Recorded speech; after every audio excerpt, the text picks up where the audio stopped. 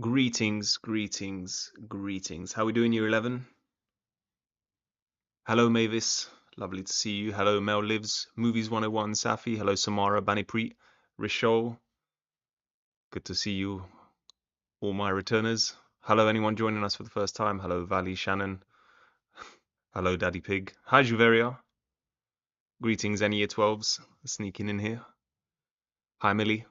Good to see you all. Hello, Olu. Hello, Eloise. Hello, Jessica. Hello, Teresa. Hello, Diana.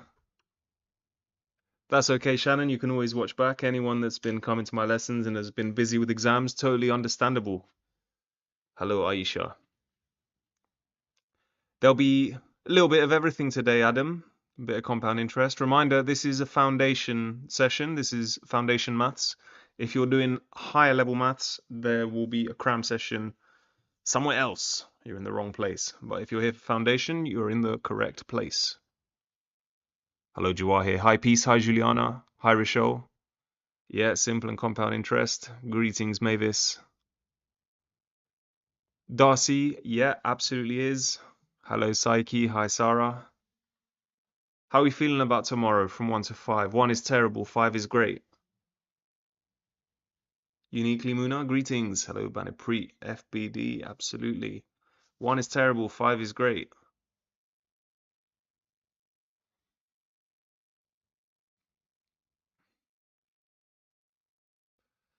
All right, nervous. Paper 2 is your worst one, Psyche. Well, I've put a bunch of juicy questions in here, so don't you worry about that. Absolutely. All good, thank you, Joa here. Hello, Jade. Hello, Jade. Eloise, I hope we can turn that around today. Absolutely, some encouraging words there. Hello, Cleopatra. Hello, Hussein. This is Foundation Psyche. Yeah, so this is Year 11. Maybe I should put that on here. We'll be starting a minute or two. Year 11, Foundation. So, no circle theorems in this one. Absolutely. Hi, Gunnar. Good to see you.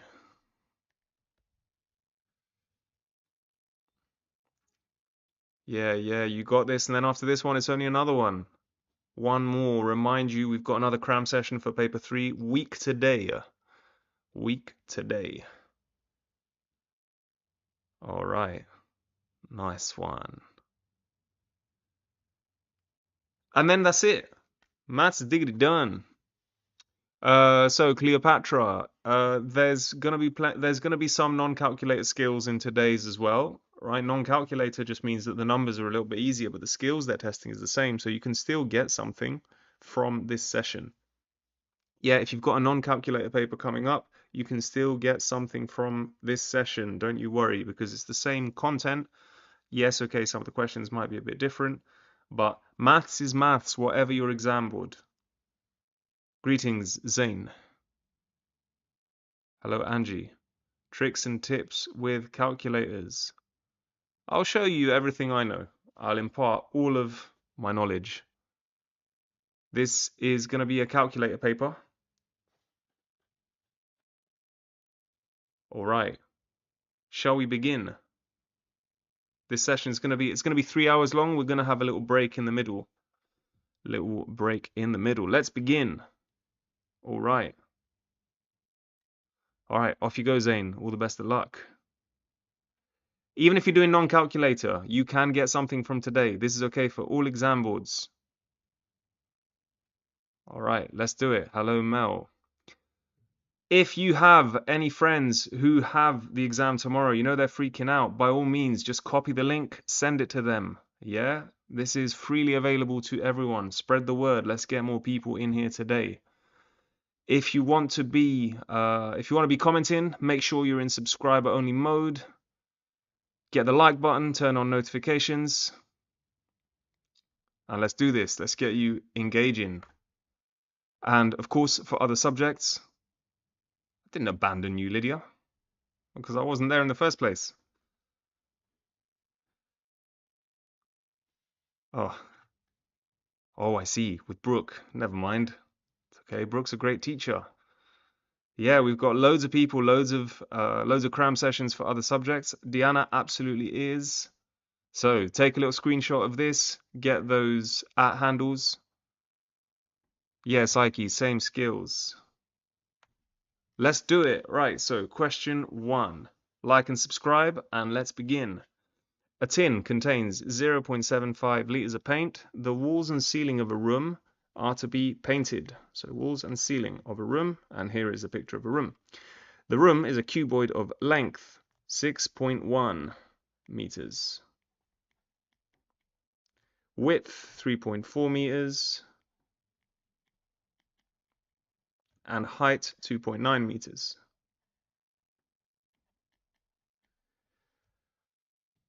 One liter, don't worry, Tamina. Hello, hello, hello. Oh no. 1 liter of paint will cover 12 meters squared of wall surface. How many tins of paint will be needed? Okay, first of all, we're going to need to find the surface area that we're going to be painting. And we're painting the walls and ceiling. So, how many surfaces are we painting?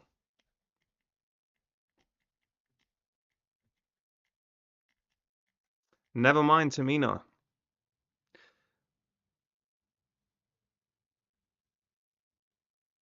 The surfaces to be painted, this question is sneaky because we're not painting the floor. So, not the floor, because it's just the walls and the ceiling, right? Think about the room you're in now. You've got 4 walls, 1, 2, 3, 4, and 1 ceiling. That's 5 surfaces. So, the walls are 6.1 times 2.9 plus another one, 6.1 times 2.9, and then these walls on the end, 2.9 times 3.4, and the one on the other end, 2.9 times 3.4. And then what's the area of the ceiling, guys?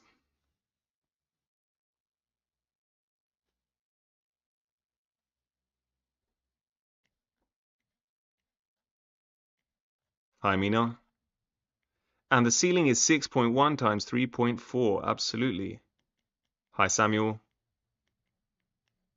Greetings, Niels Mike. So we're thinking about the surfaces that we need to paint, and then why did I do that first step? Because I'm going to need to find what the area is that I'm trying to paint. Then I whip out the old calculator and I go 6.1 times 2.9 plus 6.1 times 2.9 plus 2.9 times 3.4 plus 2.9 times 3.4 plus 6.1 times 3.4 equals 75.84 meters squared. So, Psyche, we're first of all finding out the area we need to paint. We're painting this wall, and this wall, and this wall, and this wall, and in orange, the ceiling. So we need to find that total area. So we think of the area of each of these rectangles and add it all together. Why would you paint the ceiling? Well, my ceiling is not bare concrete. So, very good. So then each tin will cover 12 meters squared. So we need to see how many times 12 meters squared will go into this. Greetings, MF Doom. Yeah, all the walls, Shannon, the walls and ceiling. So tins needed. 75.84 divided by 12, which is, now calculator tip number 1. If you've worked out the number, don't write it down and put it back in. Just use the answer button. So answer, that's the last answer that you used, divided by 12. That's going to be, what's that, 6.32 tins. So if I'm going to use 6.32 tins, how many do I need to buy? How many tins do I need? I'm going to need 7, right? Oh, you're in for a treat with the next question, Millie. Don't you worry. So we're going to need 7, right? That 7th tin will need to be opened. So we need 7 tins. Job done. If you're ready for the next one, say ready. Kilometer, we're going to be here until 8:30.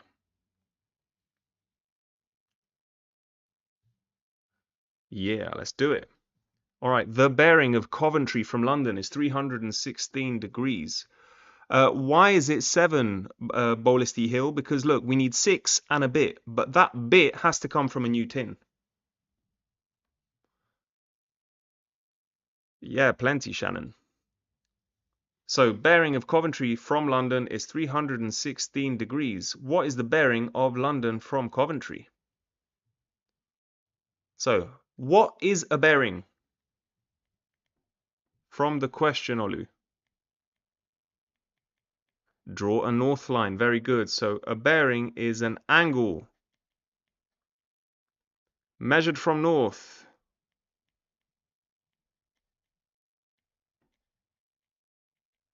Three digits. Fardosa, probably about 10 minutes. We'll see when we get there. This is everything, Juliana. This will help you whatever exam board you're doing. So 3 digits. And anything else? There's one more thing about bearings that you need to remember.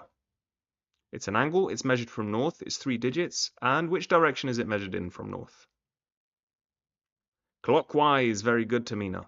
Measured clockwise. So, we're doing the bearing of Coventry from London. So imagine you're at London.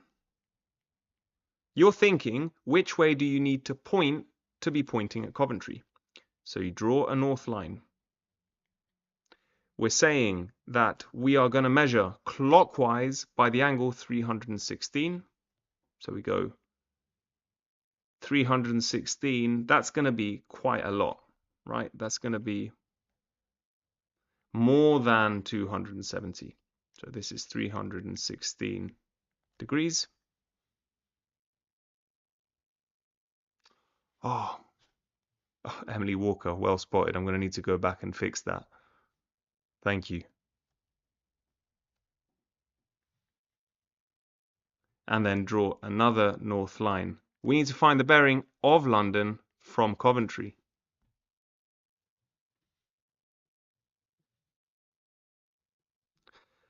So you could do it with a protractor and just measure this angle.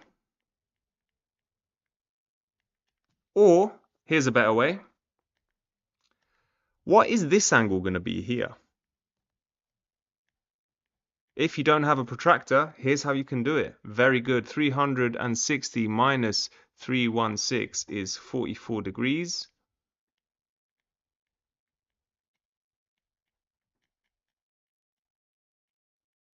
And then, if we know that this is 44 degrees, what do we know about this angle? Correct, Mohammed. It is co-interior. Exactly, Juliana. Angles around a point add up to 360. So this is going to be 180 minus 44.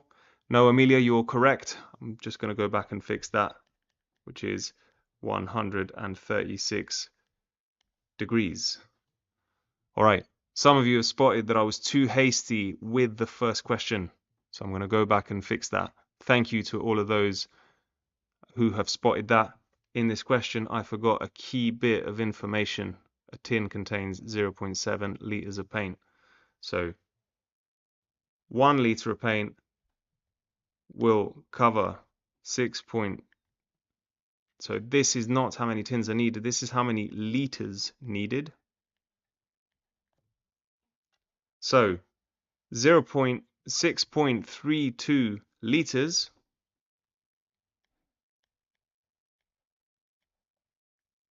is going to be some number times 0.75. So 0.75 liters per tin times the number of tins.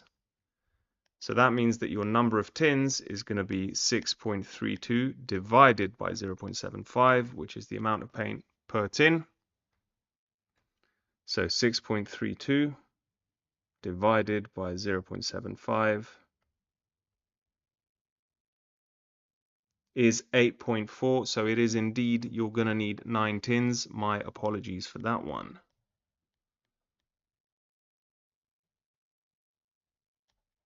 Hi, Kaula.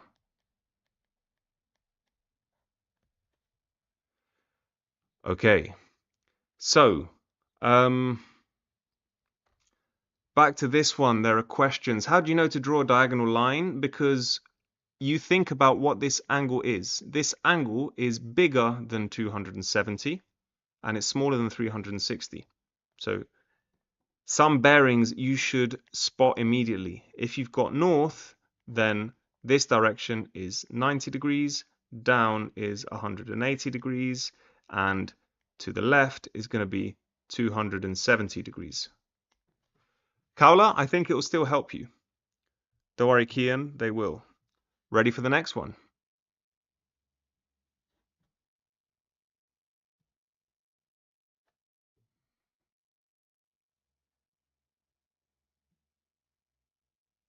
Okay. Oh, greetings, Donald. Didn't see you. Hello, Angie. Hi, Banipreet. Rishol's ready. Let's do it. Solve the simultaneous equations. 4x plus 3y equals 2.5. 2x minus y equals 4.5. What do we do?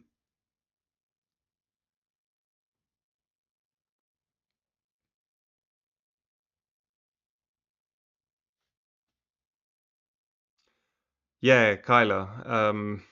These reverse bearings are pretty tricky. Always draw a picture. Okay, so here is equation A. Here is equation B. We want to make one of the two, either the x terms or the y terms, the same. I'm going to pick the y terms. So, but you can do it with the x terms as well. I'll show you that in a minute.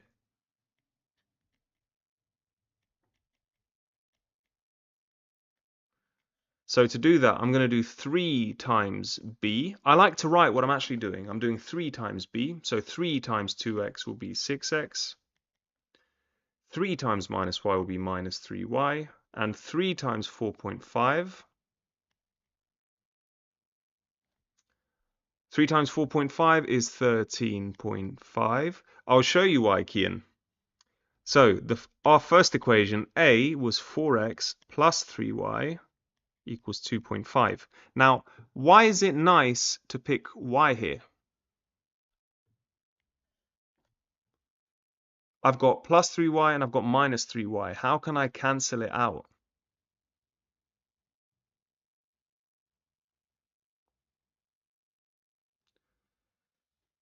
If I've got opposite signs on the y, I just add. So very good.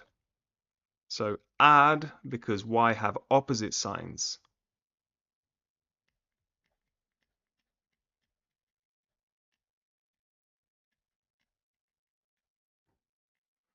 So 4x plus 6x, 10x. Plus 3y minus 3y, 0, nothing. 2.5 plus 13.5, that is 16. So what's x? If 10x equals 16,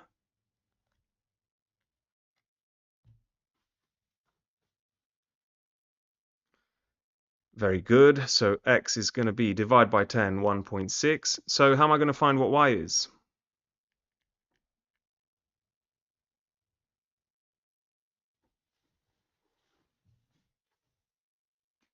Now substitute.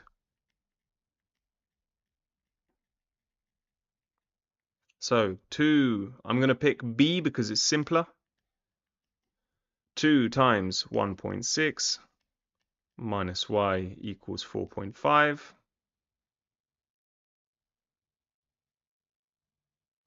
So then 2 times 1.6, 3.2 minus y equals 4.5. So what's y?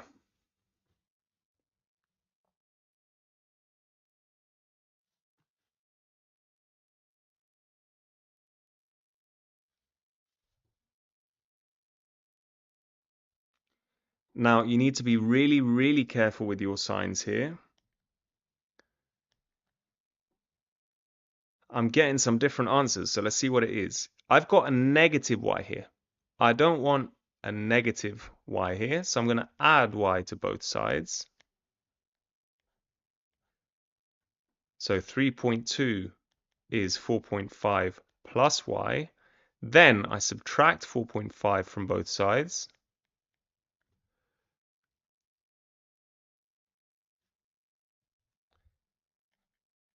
And therefore y is 3.2 minus 4.5, and y is minus 1.3.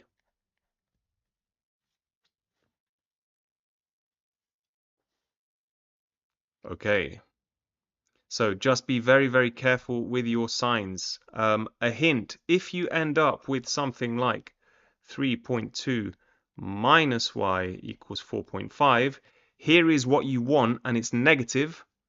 What can you do?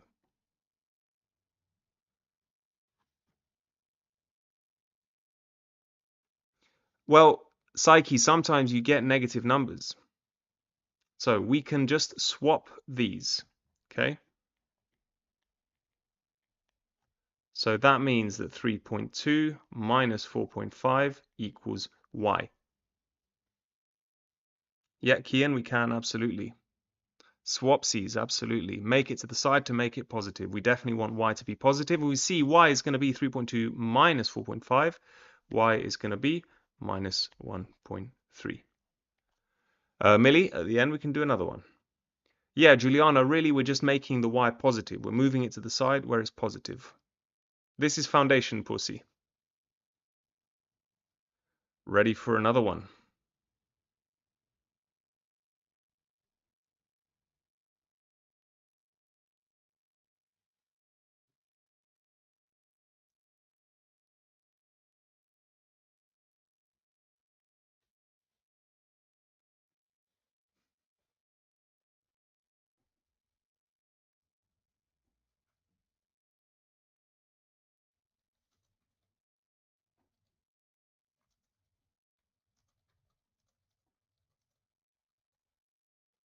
All right, let's go.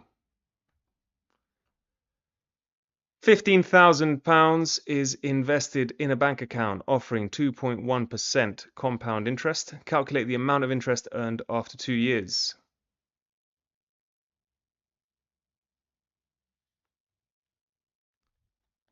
Tamina, the last one was non-calculator. There's going to be a mix today, don't worry. Because even calculator papers have a lot of non-calculator questions. Yes, we need to find the multiplier. Yeah, you can use equation sheet, Kian. Very good. Multiplier to the power of year. Correct, Huda. What is the multiplier here?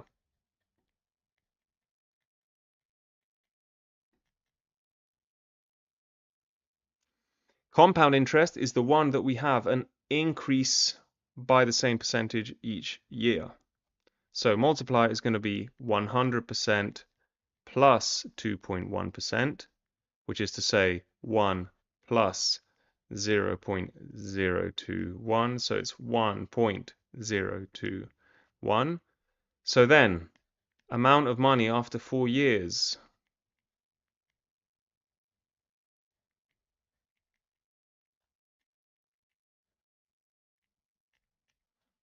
is going to be, so remember,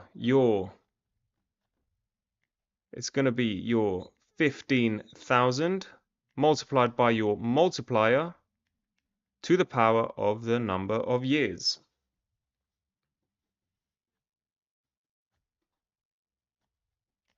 So get out your calculator, make sure you know how to do powers. Raiha, it's 1.021 because you're adding on 2.1%. So you convert 2.1% to a decimal, 0.021, and you add that on to 1. So let's see, 15,000.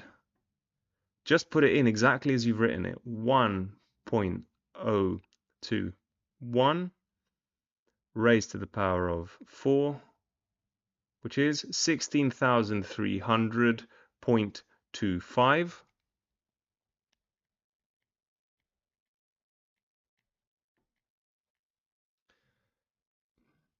Yeah, the bracket is a good idea.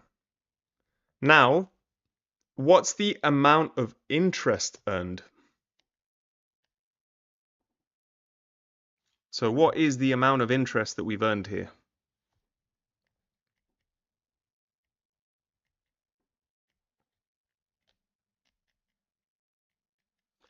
Subtract the original.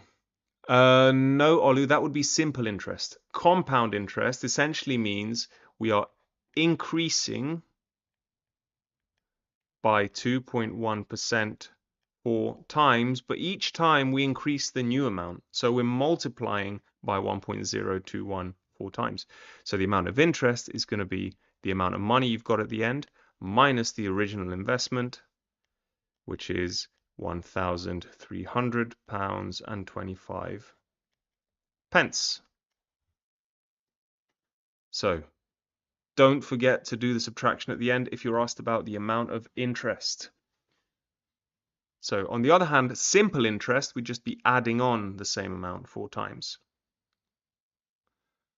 So Rishol, let's break down what you might have done. Did you maybe do 1.21 instead of 1.021?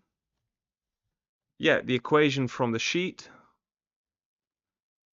Why take away and not add? Because look, this is your money plus interest, and this is just your original money. So if you want to work out just the interest, you need to subtract how much you put in from how much you've got at the end. Olu, yeah, that would give 2 marks. Original money. So the amount of interest is just the difference between what you had at the end and what you had at the beginning.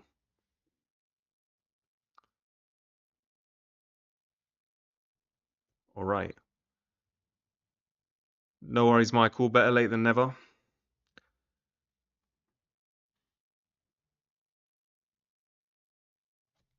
So, ready for the next one?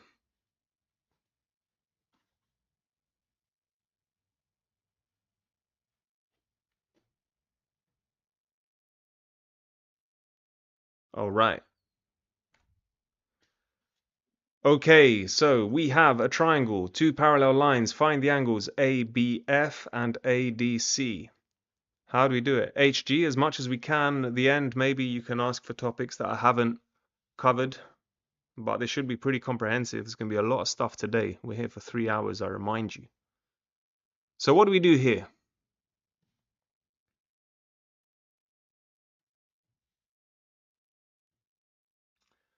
Okay, angles in a triangle add up to 180. So definitely here we've got ACD is a triangle. So here this has got to add up to 180. So this is going to be 180 minus 36 minus 70, which is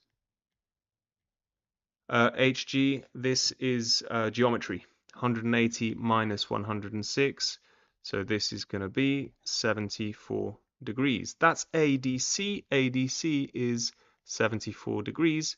Done. Nice. What else? How are we going to find ABF?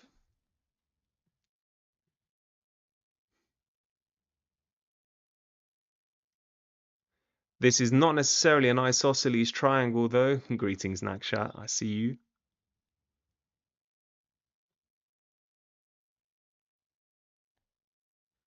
Okay, tell me some other angles now. We found one of them. That was easy. It's not equilateral either, because if it was equilateral, what would the angles be? Okay, we can see some. Wouldn't A be 74? Well, this ADC is 74.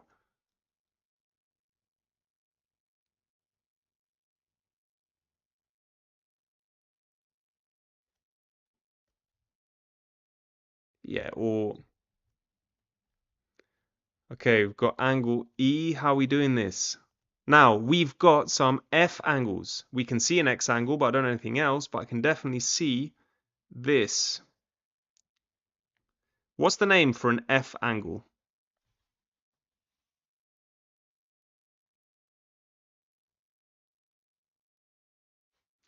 Yes, this is also 74. This is a corresponding angle.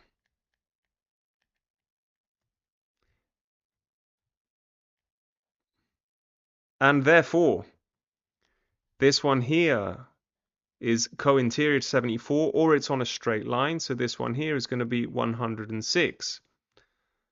Okay, let's find some more. What's this angle going to be?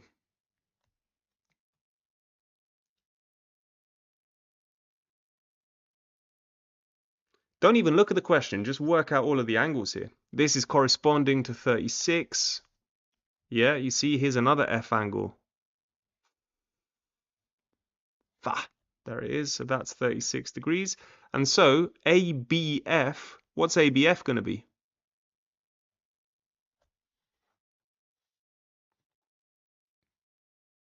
Oh, afraid not APS. It's going to be 180 minus 36, which is 144 degrees. So, a reminder of all of the names. F angles are called, that's these ones here, that's what I'm calling F angles. But what's the special name for F angles? They are corresponding and they are equal.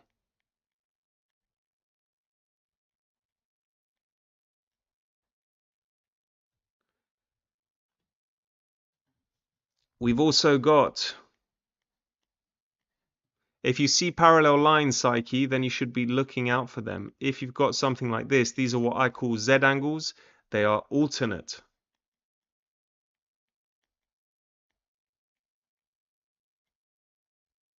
And they are also equal. Yeah, so Zangles are called alternate. Fangles are called corresponding. What are Xangles called?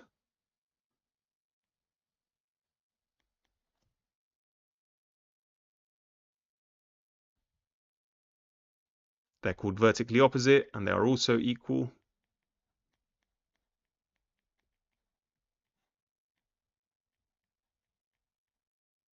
And if you've got parallel lines, Cangles, C angles, what are they called? Cangles are called co-interior. And what do we know about co-interior angles?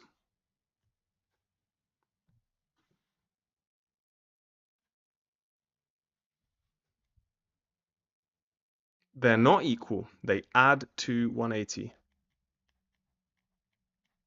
Okay, so just be on the lookout for these and just write everything down on your diagram. All right, ready for the next one? If you're ready, say ready.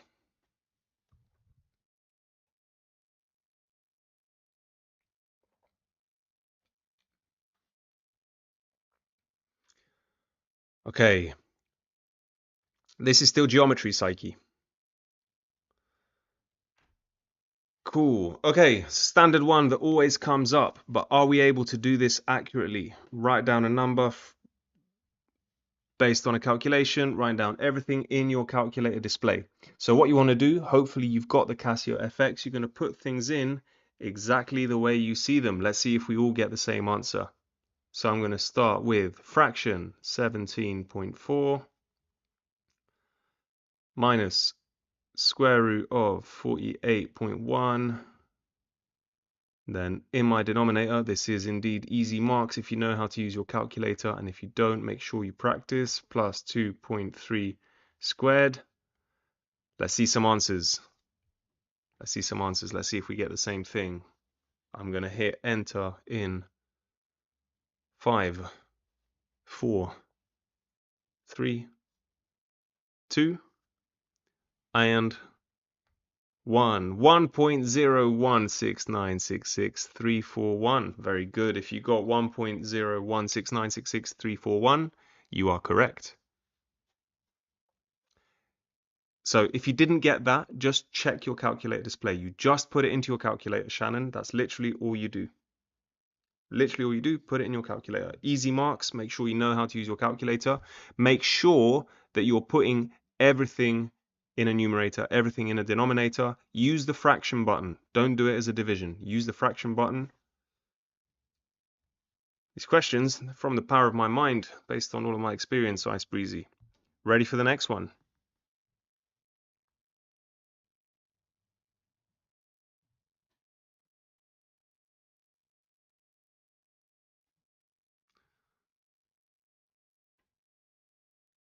Okay. A number C is rounded to 3 decimal places and the result is 5.010. Write down the error interval. How do we feel about error intervals?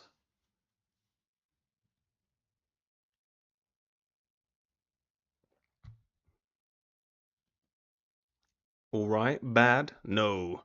Easy. All right. Depends on the numbers, but it's calm. So how do we do it? I always do the upper one first. So the way you go, no, Ella, 5 up, 5 down after the last decimal place. So you want 3 decimal places, 1, 2, 3. So after your last decimal place, you add a 5. That's your upper one.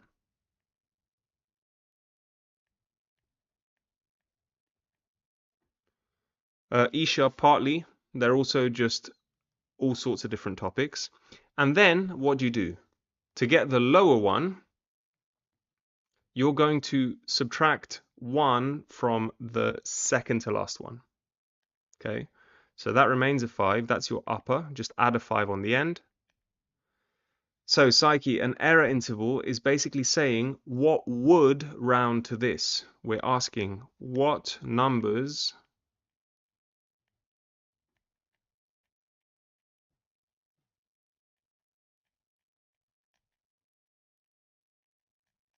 Yeah, so then we subtract 1 from this 0, that's going to become,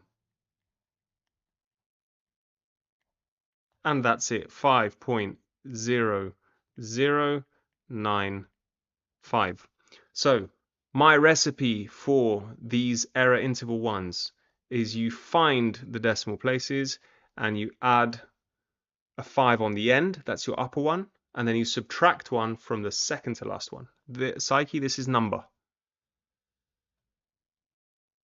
Could do, Ibrahim. They generally do like to ask it once. Part 2.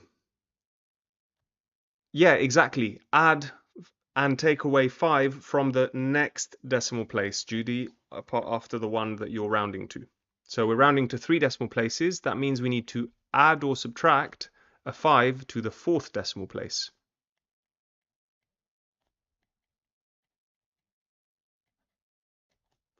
Same thing here with significant figures. We're rounding to 2 significant figures. So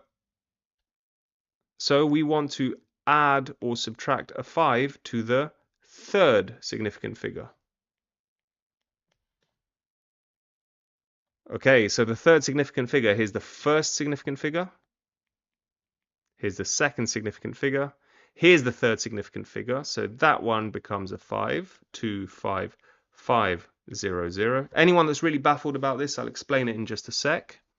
And then we subtract 1 from the, or if we subtract 5, we're going to end up subtracting 1 from the second to last one. So to 4, 500. Now, why is it this? Because imagine if you've got the numbers, I don't know, 2, 5, 4, 9, 8.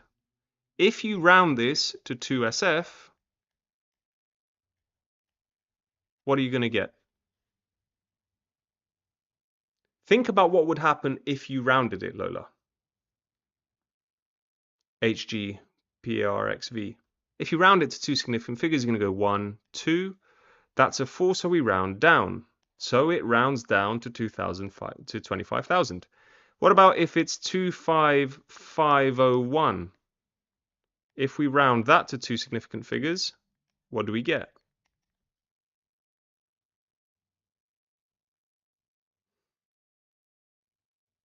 That's going to go up.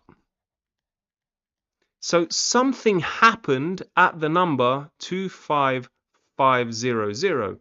At this number, we switch from rounding down to rounding up. So that is the limit. Yeah, honey, you do.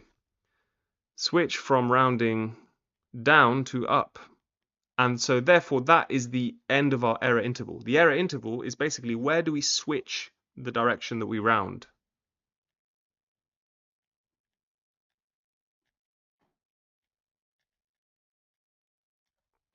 So we're saying what's the most extreme number furthest away? Greetings, gamer.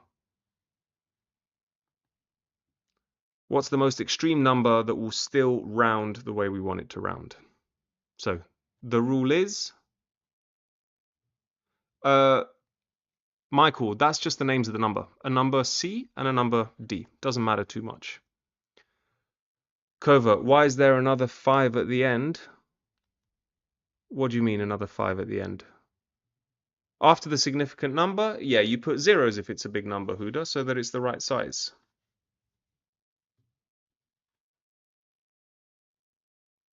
Okay, are we ready for the next one? Any of these things that you still have questions about, we can talk about that at the end.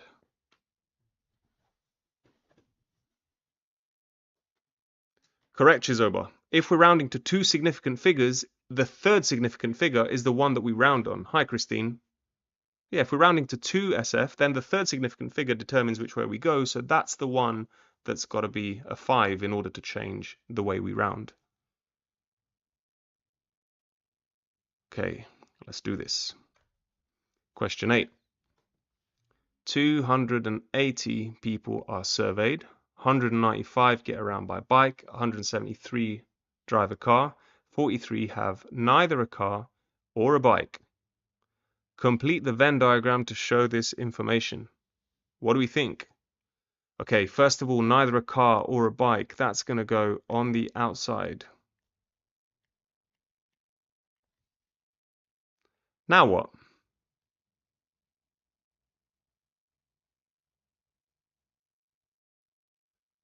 All right, anyone still struggling on error intervals? We'll do more at the end, don't worry. Okay, 173 drive a car, so... Yeah, but if I put... Notice, if I put 195 here and 173 here, I have a problem. What's the problem here?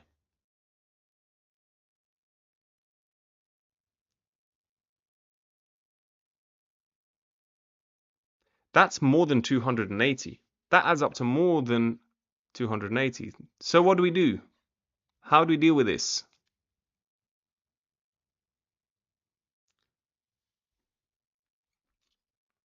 Here's how we do it. I know that, okay, very, very good. You can do it with an X. A few of them will drive both, almost certainly. You can do it by subtracting. Here's how I would do it. Let's start with 195 get around by bike. So that means that all of this, including the overlap, is 195. So how much is the rest of car?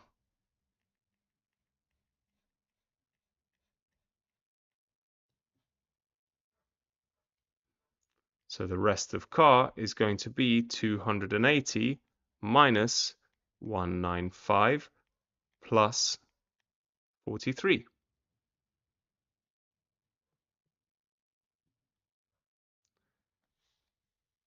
Okay? This is everything, Avaset. That is going to give you, let's see, 192 plus, yes, that is 42. All right, here's a different way of doing it. Here's something that might suit you better. Let's say there are X people in the middle. Then I've got 195 minus X in bike and 173 minus X in car. Now, how does this help us? Now, the reason we're doing this is that way, all of this is 195 minus X plus X, which is 195, and all of this is 173 minus X plus X, which makes 173. Now we can write an equation, exactly, Angie. So now we know that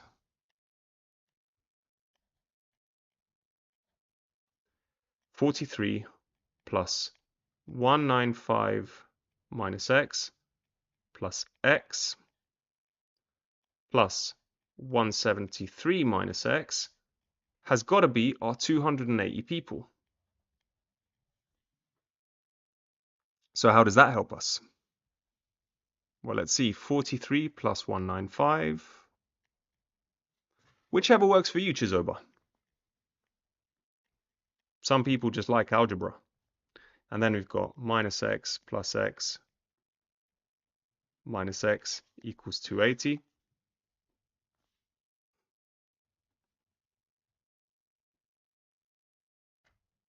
All right, well, let's check that we get the same answer.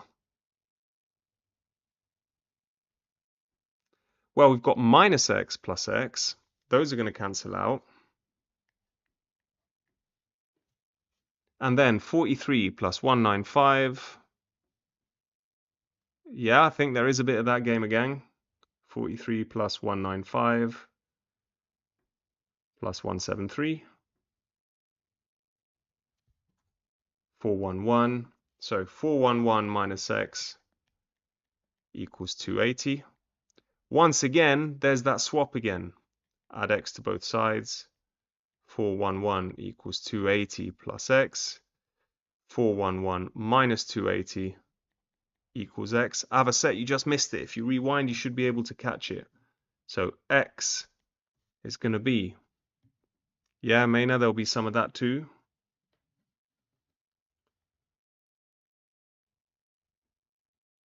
(411 minus 280)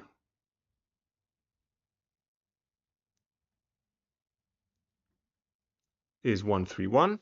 Now, that was a bit of work, but now we've got everything because we know that x is 131. We know this is going to be 173 minus 131, which is, what's that? 3 minus 1, 2, 7 minus 3, 4, 42, as we found before.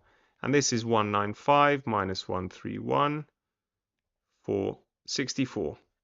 Job done. Okay, that's the algebra way of doing it. The first way, correct, Huda. Here's the first way, right? Going back to the first way, let's check if we get the same numbers. This might work better for you. It's always good to have multiple methods. If you prefer the algebra, then just hang tight. So first method was this. We know we've got 43 on the outside. Then 195, our bike. So that means that all of this is 195, except some are going to be the overlap. That means the rest of car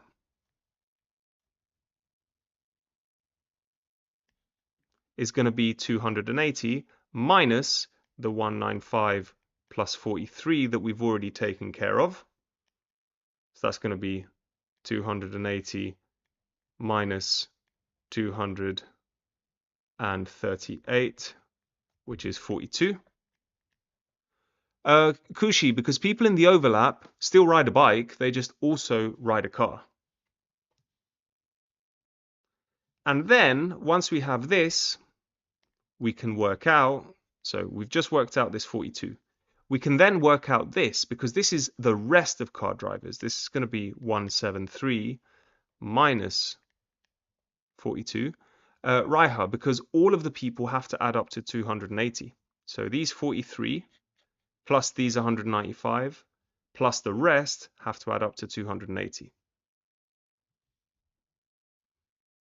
So 173 minus 42 is 131. So there's 131 in the overlap. And then the rest of bike is going to be 195 minus 131, which is 64. So that is the completed Venn diagram. If you want to do it with algebra, you can do it with algebra. Otherwise, do it like this. Now, part 2. Of the people that have a bike, what percentage also have a car?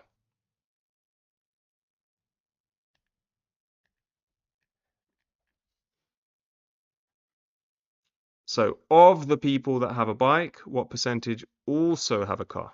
What numbers are we... Oh, Kian, I've got that coming up, don't worry. So what numbers are we using?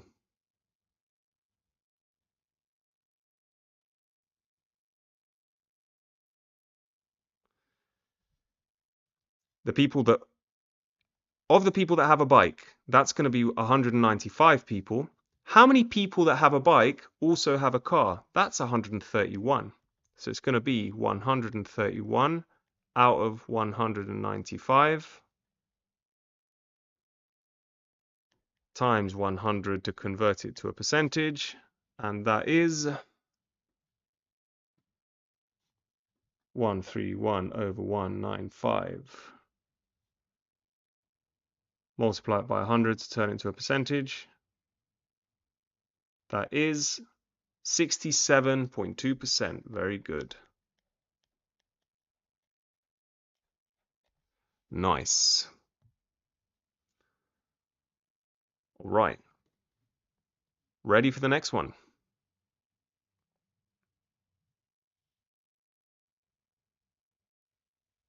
If you're ready, say ready.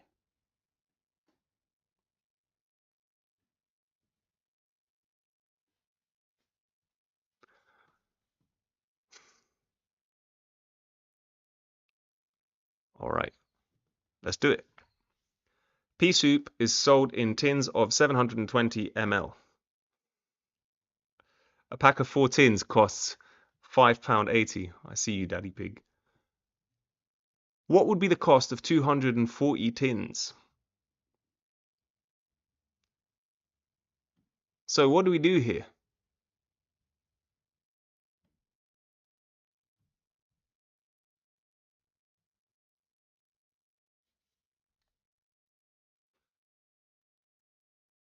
Okay, yeah, so we know how many packets or find the value of 1 tin, right? There's 2 different ways around it.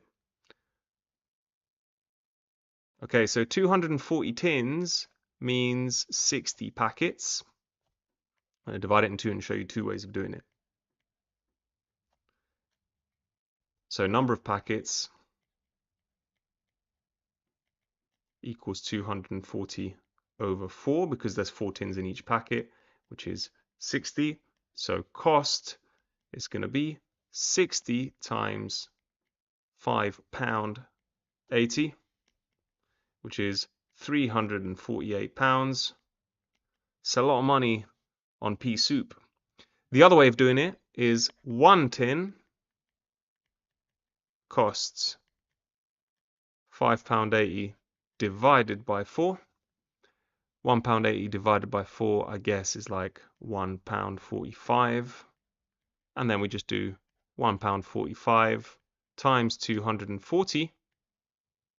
Samuel, from the question, we want the cost of 240 tins, which, shock, is £348. Either way will work, either way will get you the marks. Part 2. What is the cost of 100 ml of pea soup?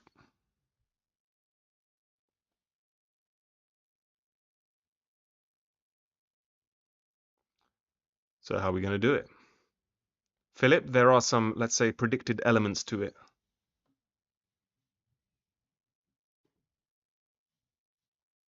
How do we find the cost of 100 ml of pea soup?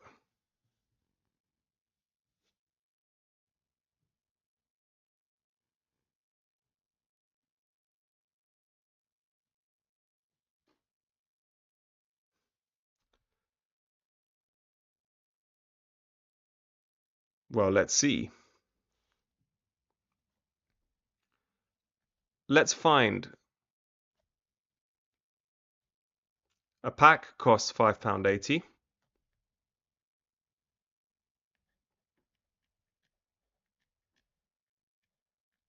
Now, how many ml of pea soup will £5.80 give you? Oh, Swiftabella, if you rewind a bit, there are some simultaneous equations. Exactly, that's 720 times 4. So £5.80 goes in a ratio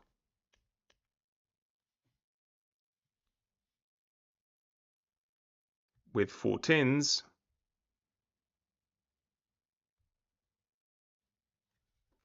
to a 80. Now, we want to go down to 100 ml. So how do I go from 2,880 scaling down a ratio to 100 ml? What am I doing? Exactly, you can go to 1.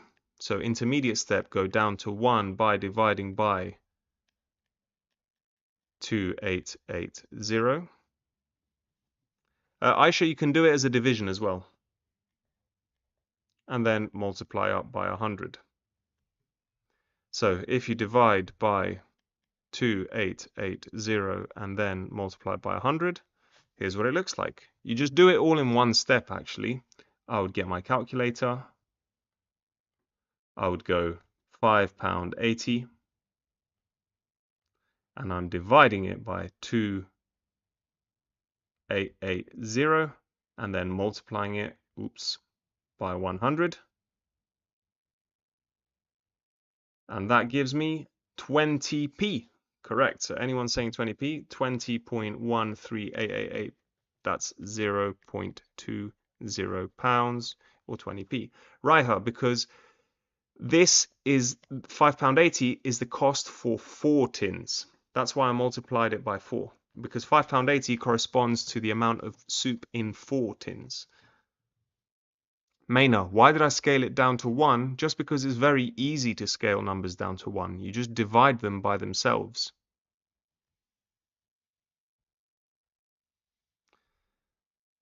All right. If you're ready for the next one, say ready.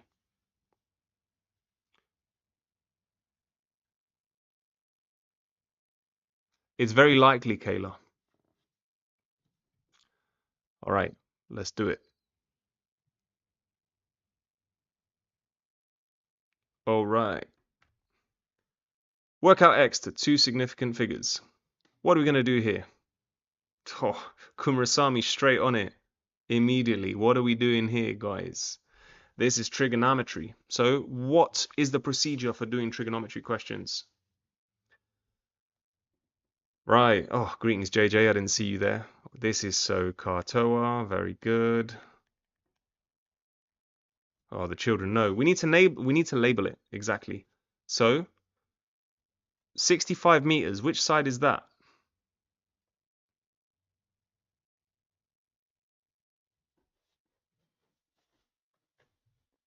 That's the opposite. X is the adjacent. So I'm going to use TOA. So tan 21 equals 65 over x. Bagels, if it's got angles, it's trigonometry. If there's no angles, it's Pythagoras. Greetings, Vivan. Okay, now how do I find what x is? Swapsies. Exactly. If x is in your denominator, you want to swap it with the other side of the equation. So x is going to be 65 over tan 21. Be very, very careful. We're not multiplying here. Step by step, the reason we can swap is because, first of all, we don't want an x in the denominator. So we first of all multiply by x to get rid of that denominator. That cancels it out and we get x tan 21 equals 65. Then we divide by tan 21. The other way you can think of it, if you like formula triangles, so Safi, here's how you can do it. If you like formula triangles, you can take this TOA and just think tan O R. So you want the adjacent. The adjacent is the opposite divided by the tan. Do it in this way. Exactly, use the triangle. So that's going to be 65 divided by tan 21, which is 169.33.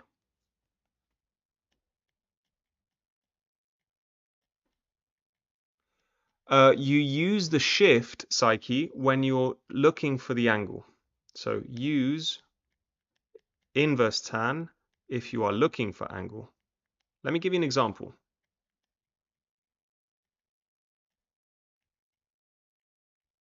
Two significant figures. Thank you, Tamina. That means it's going to be 170.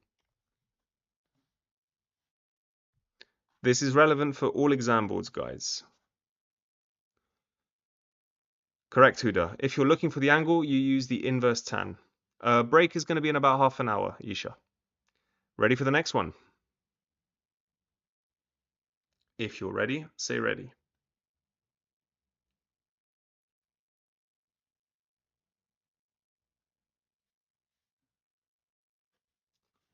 All right. Hello, Mariam. Greetings. Okay, let's do this. Okay, Tamina, speak to your mentor, speak to one of the mods, see if they can help you. Let's go. A shop has a sale where everything is reduced by 33%. A jumper has a sale price of £25. What's its normal price? Oh, thank you, Sumaya. Appreciate it. We can do some at the end, Michael.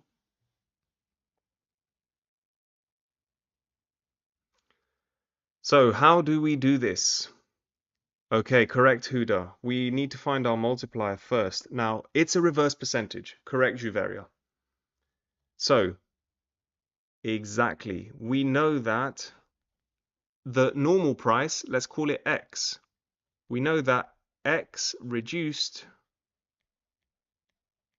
by 33% equals £25. Now, reduced by 33%, what multiplier is that? That's 100% minus 33%, which is 67%.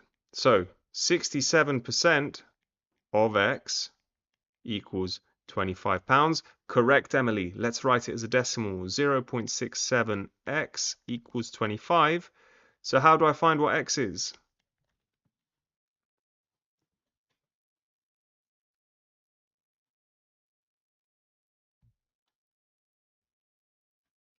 We're going to divide 25 over 0.67, which is going to be, it's going to be 37.31. Absolutely correct. So the key with these reverse percentages is to write the English as maths, right? What you're looking for, call it X, and then work with that. Ready for the next one?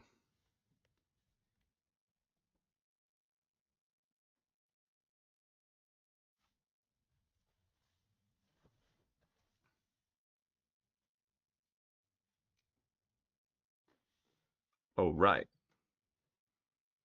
No, Caroline, because then we'd be... excellent question. If we find 33% of 25, that's going to give us a different answer. It's going to give us the wrong answer because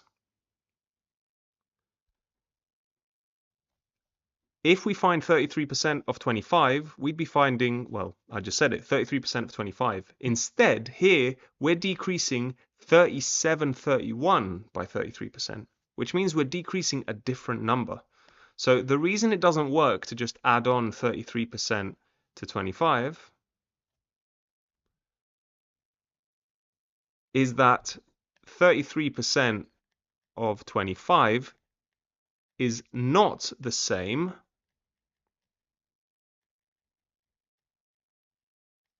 as 33% of 31. Millie, one more at the end, okay? I want to get through all of the different topics, and then if you want to see anything again, we can do that at the end. Ready for the next one? People already said ready, but let's do it. Oh, no worries, Caroline. Okay, my greengrocer sells boxes of strawberries in 2 sizes, 300 grams, 3 for the price of 2, £4.95. 500 grams, buy one, get one free, £12.40. Which offer is better value for money? You must show you're working. So, this is probably going to come up, right? It always comes up. They love this. How do we do it?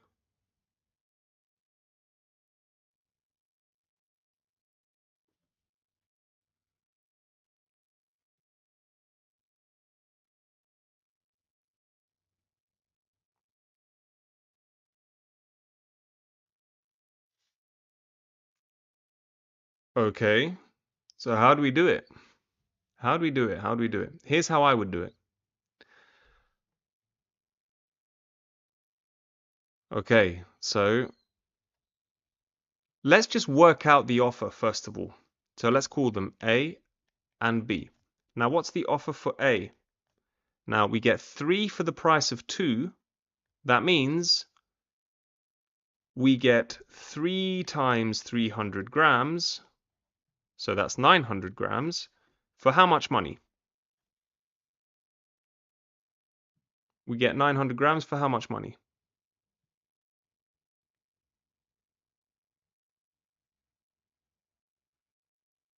For the price of 2. So 2 times £4.95, which means we get 900 grams for £9.90. What about B? In B, the offer is we're going to get buy one, get one free. So we get 2 times 500 grams, which is 1,000 grams, for how much money?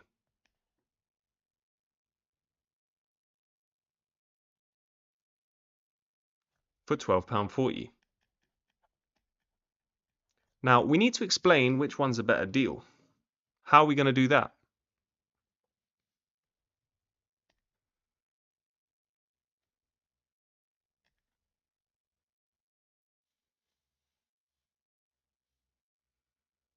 How am I going to compare these? Because I've got different weights and I've got different amounts of money. It's not so easy to compare right now. What should I do here?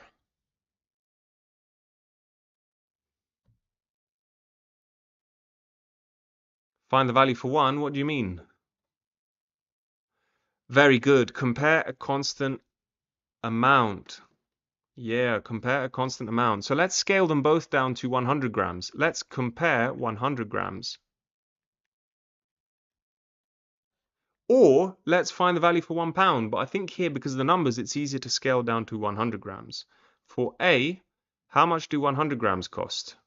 Well, 900 grams cost $9.90. So 100 grams cost how much?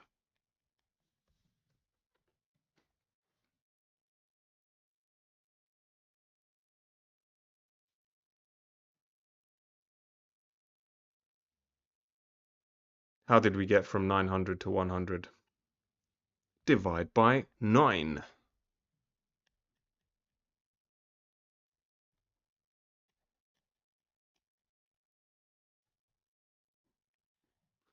Whereas B, 1,000 grams cost £12.40.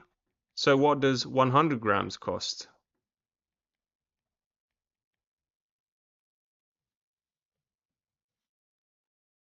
£1.24. We divided by 10. So which one's a better buy? So better value is which one? A or B? A, because A is better value because less money will get you the same amount. A, because 100 grams cost less. Nice. For me, this is the easiest way to do it. Work out what you get with the deal and then just scale it down so you're comparing the same amount and seeing which one is cheaper for the same amount. Okay, ready for the next one?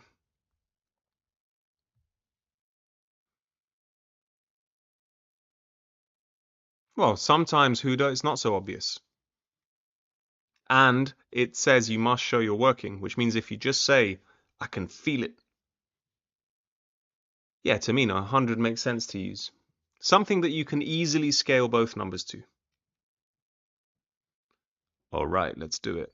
Because it says you must show you're working, guess what? You've got to show you're working. Hal, you do need a conclusion at the end because you still need to answer the question. So you do need to say something. Yeah, you do the working, but then you need to explain what that means. All right, solve this equation. What do we do? How do we solve this equation?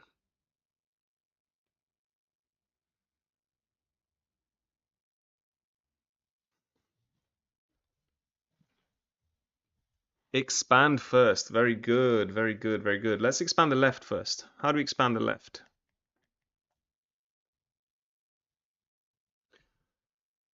Yeah, first outside, inside last. This, this, this, this. So I've got x times x squared, x times plus 2 plus 2x, minus 5 times x minus 5x, minus 5 times plus 2, minus 10. Question 12, Cleopatra was number, right? It uses some ratios, some scaling stuff, money.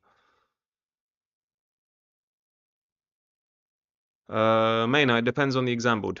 Different exam boards have different order of calculator and non-calculator, but it doesn't matter because we're doing all skills today. Okay, so let's simplify. We absolutely can expand the right as well. Let's do it carefully. But let's simplify the left-hand side first. Very good. X squared minus 3x minus 10. Now, what about the right-hand side? How do I expand the right-hand side?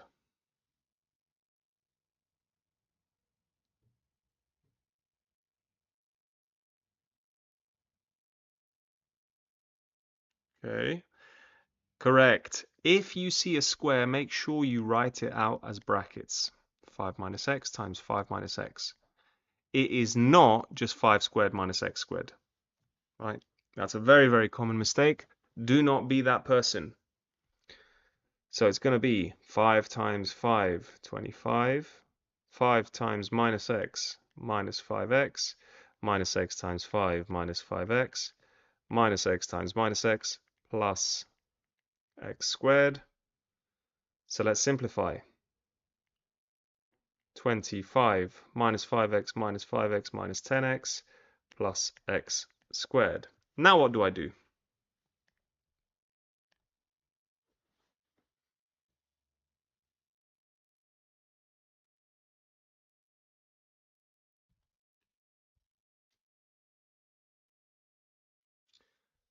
Okay, now we can write it out, right? We can group all of the like terms, rewrite it as an equation. I know left equals right, so x squared minus 3x minus 10 equals 25 minus 10x plus x squared. So let's collect like terms. Now, first of all, I see x squared on both sides. What can I do with things that exist on both sides that are exactly the same?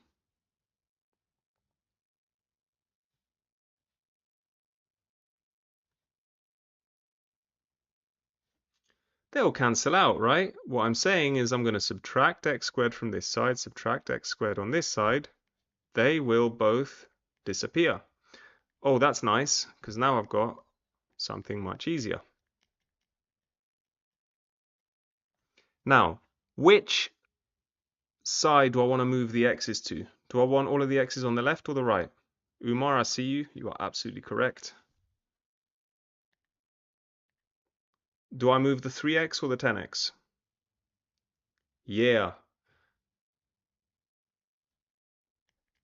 I'm going to move the 10x because I want to end up with a positive number, right? If I move the 3x, I'm going to end up with a negative x. I don't want that. So I'm moving all of my x's to the left. So 10x minus 3x is 7x. So 7x minus 10 equals 25. What's next?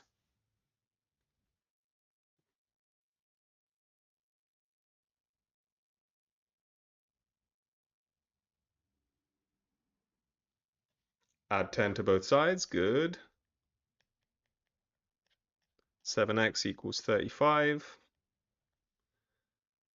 And then divide by 7. So x equals 5. Nice. This foundation stand the Pokefan. Okay. Very, very good. All right, ready for the next one.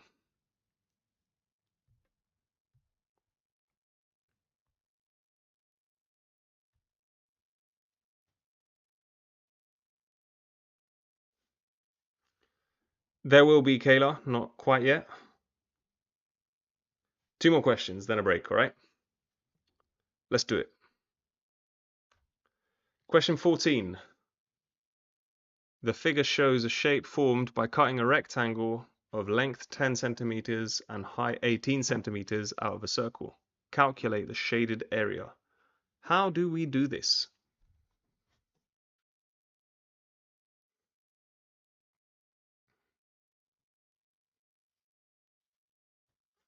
Okay, we're going to need, see you, Mavis. All right, we're going to need the area of the circle and we're going to need the area of rectangle. Very good. So let's do the rectangle first. That's easy. Area of rectangle is what?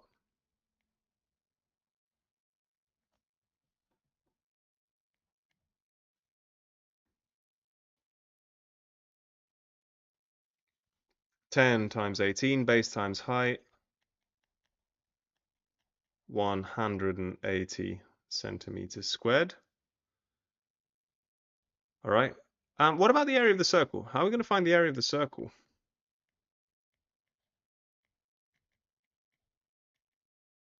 It's going to be pi r squared. So we're going to need the radius. How are we going to find the radius?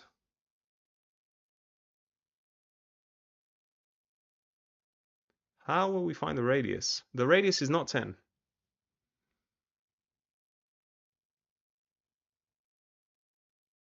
Correct, Umar. We're going to need Pythagoras because, look, the diameter is this diagonal.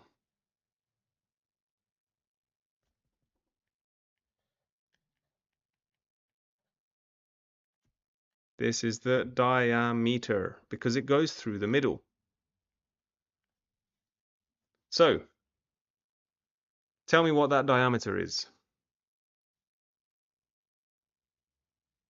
The diameter, Tamina, needs to go through the middle of the circle. So the diameter is not 10, the diameter is not 18, because they don't go through the middle.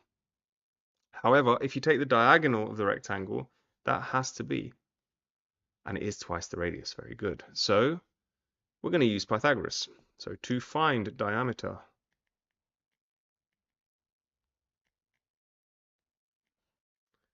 remember the recipe? Yes, we're going to write down Pythagoras' theorem, a squared plus b squared equals c squared. We need to write down what a, b, and c are. So what are a, b, and c?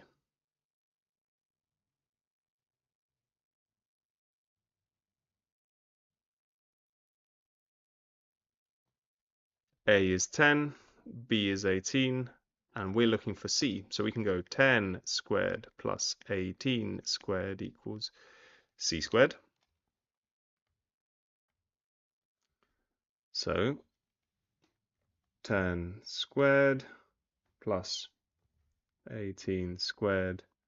C squared is 424. So C is going to be the square root of 424.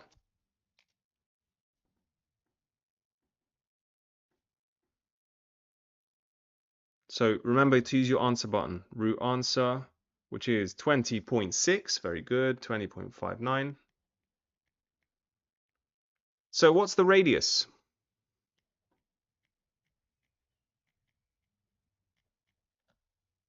It's going to be 10.3. It's going to be 20.59 divided by 2.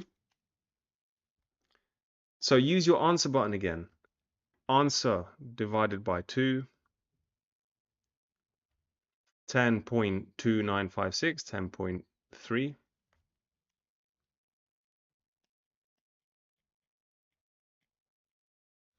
And then we want pi r squared, so area of circle. Tamina, it's a rectangle. Here's the right angle. A rectangle always has right angles. Shannon, after the next question, we'll have a break. So area of circle, in fact, maybe even after this question. So area of circle is going to be pi times 1.2 10.2956 squared. And once again, use your answer button. That was my answer was the radius. So I can just go pi times answer squared. And that is 333. So the area of the circle is 333 centimeters squared. So what's the shaded area? Correct, Sunny. Huda, I would just use the answer button. That's the most accurate thing you can do. 333 minus 180, which is 153 centimeters squared. Psyche, this is geometry. Okay.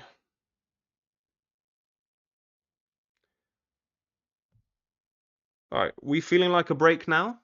Raiha, because look, we're cutting a rectangle out of a circle. So that means the rectangle we've cut out isn't the area. This is the area, it's just whatever's left. All right, break now. I can see that it is 6:48. Let's be back.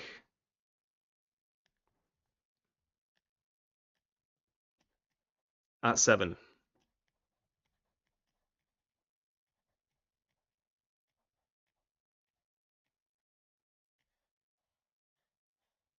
Okay?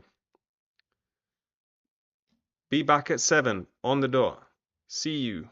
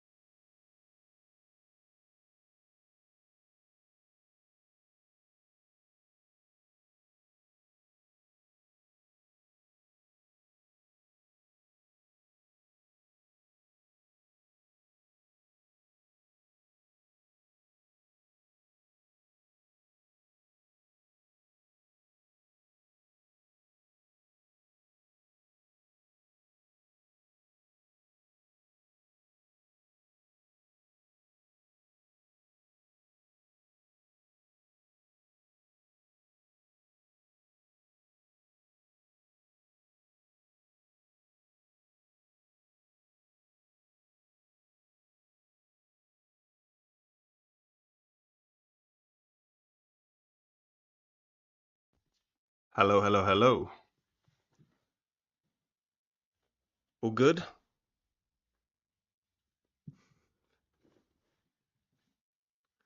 Greetings, Maina. Hello again. How we doing? Still going? Still got the energy? Hello, Shannon. Hello, Emily. All good, Rishol. Thank you. Hello, Fawaz. Hi, Ashley. All right, all here. Greetings, Ria. Good to see you. Hello, Donald. Yeah, I'll bet, Shannon. Don't worry. After tomorrow, you'll be one step closer. Oh, greetings, Noor. Welcome, welcome, welcome. All right, are we ready to move on? It is 7 sharp on the dot. Can't wait. Yeah.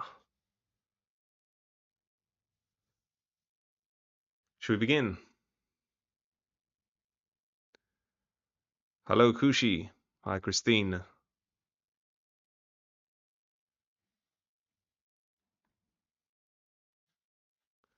right, let's do it. Let's do it. Loving all the support in the chat. Remember, we're all here with a common goal. We're all one mathematical family. All of the children of maths. Let's do it. Let's go. Thank you, Philip. All right, next question. Ha! Bit of statistics. The table shows the length of the hair of 80 people at a rock concert. What is the modal class? What do we mean by the modal class?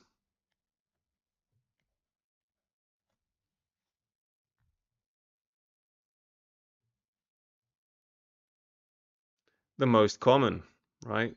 Mode, like fashion. This is the most common. So how do I know which one's the most common?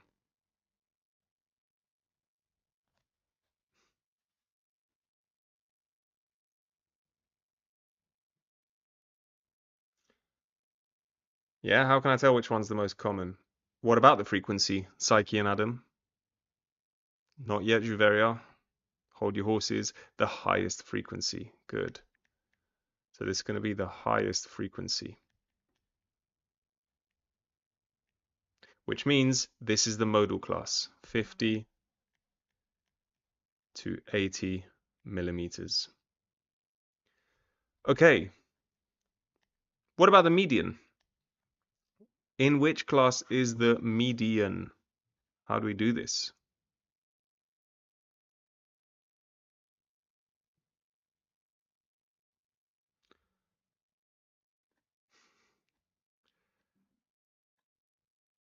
All right, the middle number. Oh, greetings, Nando's. The middle value in order. Yeah, well, there's an easier way. Very good. Imagine if you've got 3 people standing in a line. Which one's the middle one? Hello, the very pig. You don't need to order them, Psyche, because they're already ordered. It's the middle one, right? Person number 2. It's not person 1.5, it's person number 2.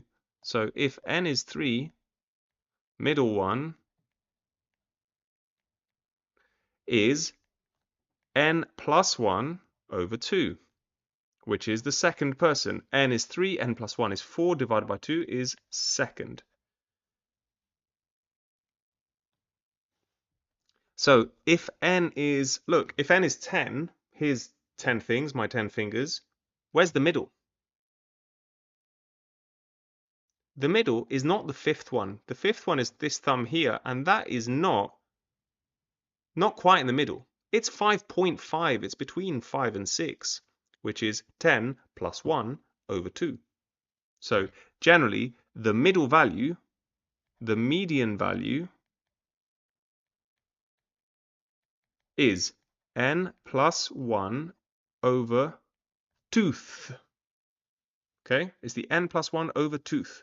So if we've got 80 people, it's going to be the 80 plus 1 over tooth value.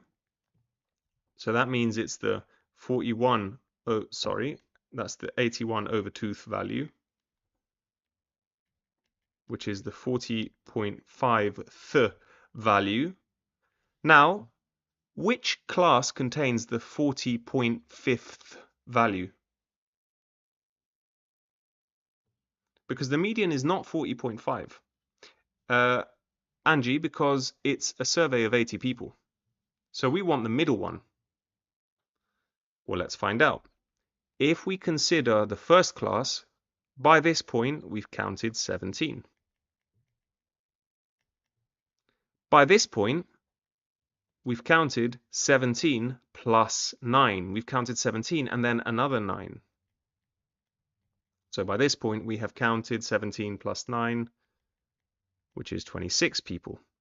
And then by this point, we've counted 17 plus 9 plus 20, which is 46.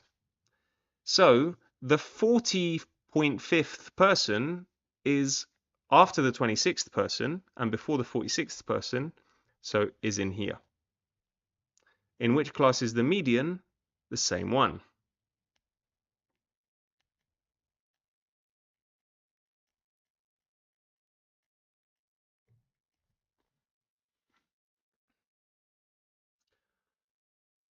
All right, think of it this way, right? First class has 17 people. So first class 1, 2, 3, 4, 17 people in class 1. Class 2 has another 9 people.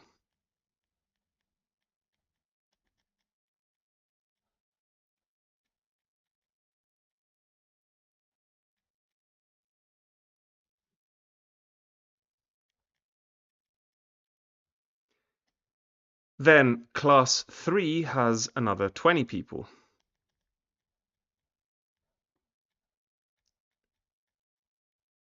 In total, we have 80 people, so the median is going to be the middle one. Now, if you imagine how you're going to get the middle one, you're going to be splitting it down the middle, so you've got 40 on this side and 40 on this side. Right, you're going to have exactly 40 on one side. All right, imagine if I had 40 fingers on each hand. The middle one is not 40. It's between this side and this side. If you've got 10 fingers, the middle finger is not the 5th one. It's between the 5th and the 6th. If you've got 3 fingers, the middle one is not 1.5. It's the second. If you've got 4 fingers, the middle one is not the second one. The middle one is here. It's between the second and the third. It's 40 plus 1 over 2, 2.5.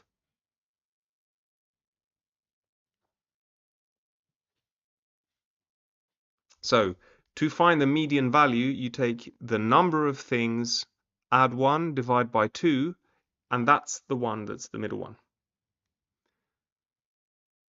Yes, Raiha, it's always plus 1 and then divide by 2. This is statistics. Okay, this topic is statistics.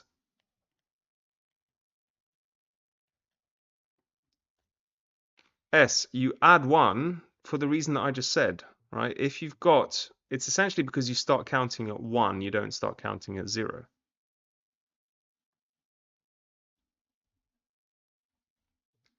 So, estimate the mean hair length. How do we find the mean hair length?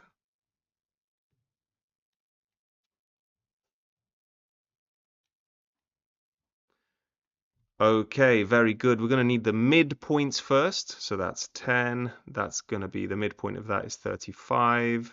The midpoint of that is going to be 65. The midpoint here is 100.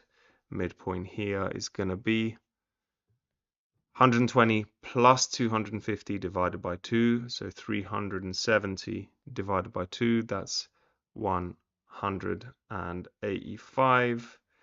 And then 250 plus 800, so that's 1,050, 525. And now what?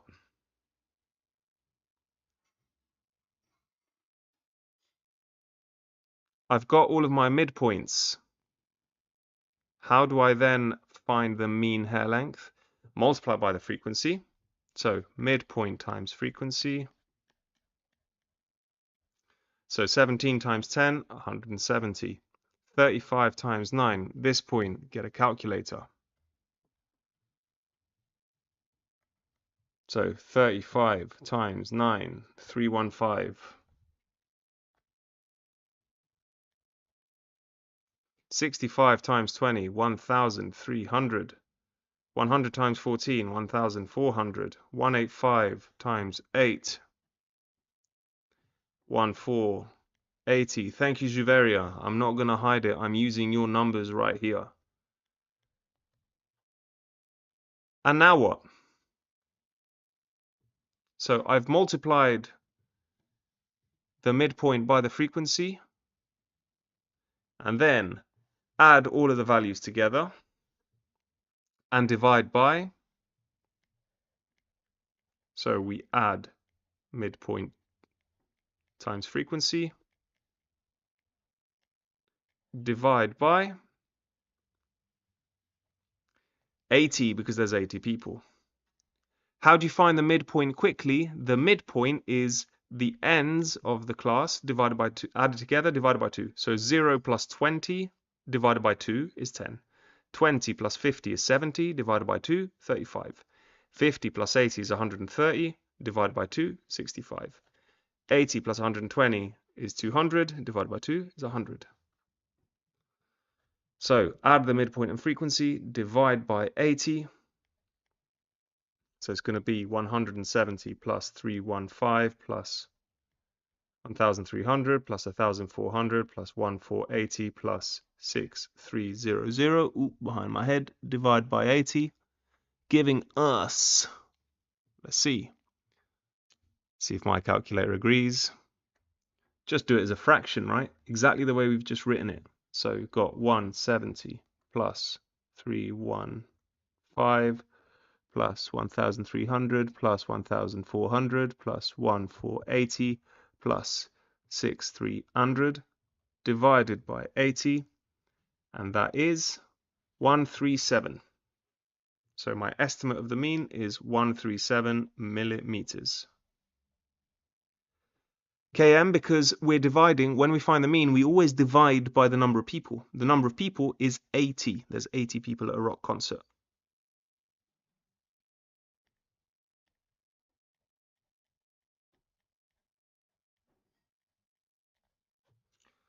All right. Sorry, Shannon. There you go. And yes, we can round it to 140. Of course, it's just an estimate. We can use the same number of significant figures. So 140 millimeters. All right. Ready for the next one. Remember, you can always ask more questions at the end. All right, we still have topics we should cover.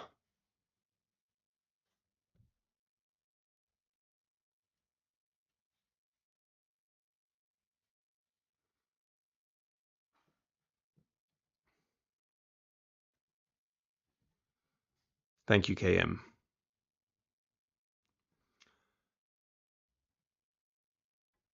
Millie, because I'm covering all exam boards here, it didn't necessarily come up for everyone. And it's still a good skill. So let's do it quickly. How do we find the equation of this line? Okay, so Millie, you can keep going with the workbook, and then we'll catch up with you, don't worry. So what's the general equation of a straight line?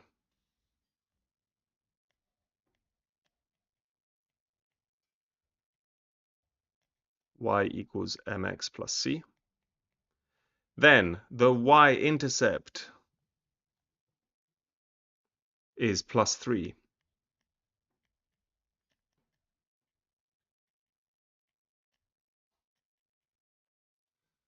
So it's going to be y equals mx plus 3. And how do we find the gradient? To find m.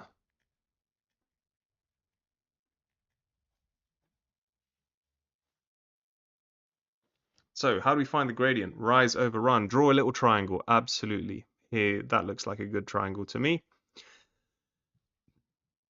Okay, change in y divided by change in x. Lots of different ways. So we can go rise over run, or we can go the best way for me is y2 minus y1 over x2 minus x1.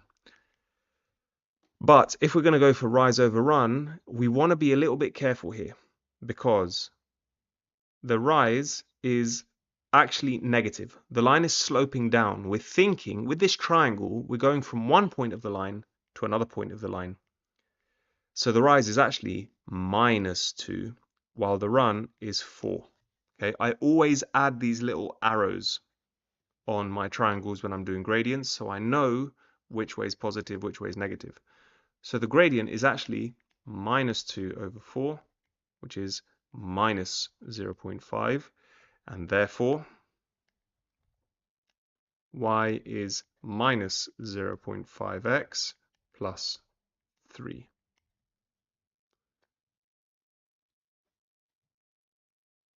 Yes, the very pig, you should be able to download it from the video description. Workbook downloadable from the video description. Very handy revision. Yeah, after the lesson you can try and do them yourselves. All right. Ready for the next one?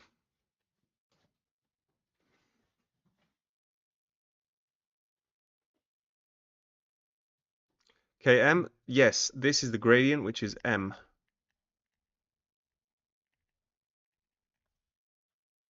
Okay. Nice. Okay. It takes 10 bricklayers 3 hours to build 50 meters of wall. How long will it take 30 bricklayers to build 120 meters of wall?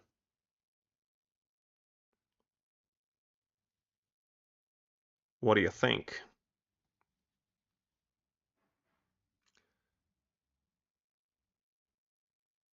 Now, we've got a bunch of stuff going on here. How would you do it? What would you think? Right, we want to go ratios. Okay, so let's deal with the number of bricklayers first. So 10 bricklayers,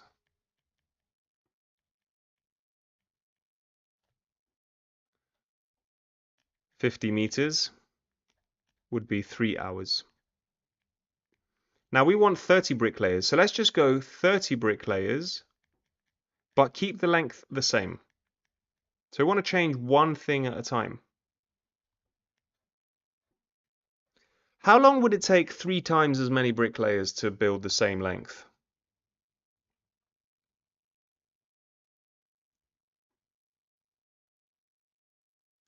Right, they're gonna do it quicker, right? They're gonna do it in a third of the time.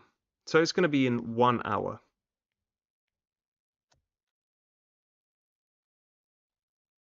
Now, how can 30 people take 3 times as long?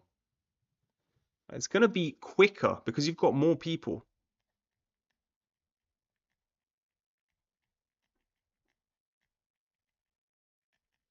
Now we want to go up to 30 bricklayers, 120 meters. So how are we going to do that? Is it going to take less or more time to build a longer wall?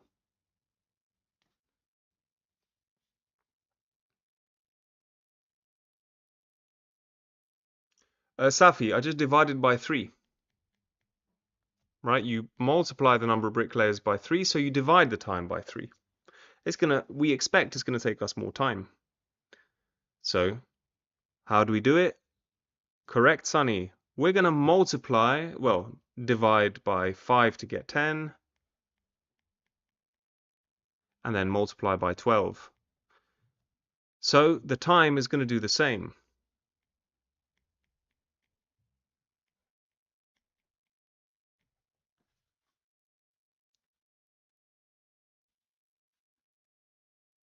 Okay, so how many minutes is that going to be?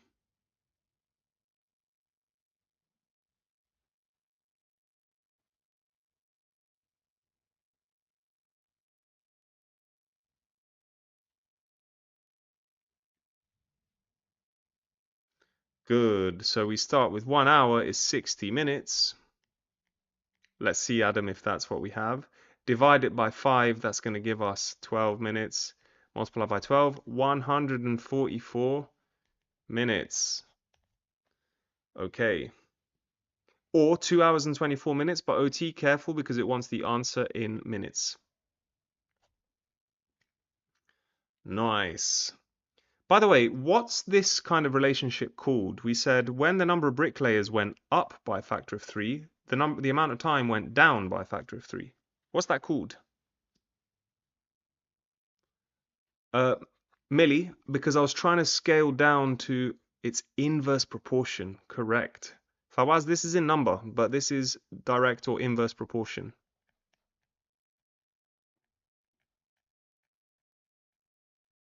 Why did I divide by 5 to get down to 10 meters, which I know that I can scale up to 120? So to go from 50 meters to 120 meters, I said, okay, how long will it take to do 10 meters? Well, 10 meters will be 12 minutes. And then I scale it up by 12. So 120 meters is going to be 144. So this Maina has both. So the time is inversely proportional to number of bricklayers.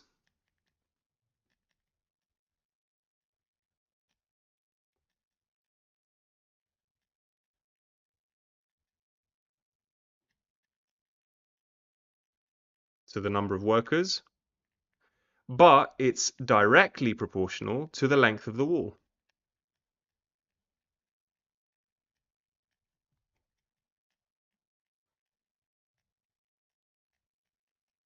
So, Olu, I said 1 hour is 60 minutes. So if I divide 60 minutes by 5, I get 12 minutes, and I multiply it by 12, I get 144 minutes.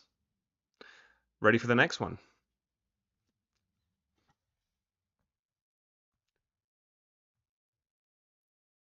We can talk about Loki at the end, guys. We can low-key talk about Loki.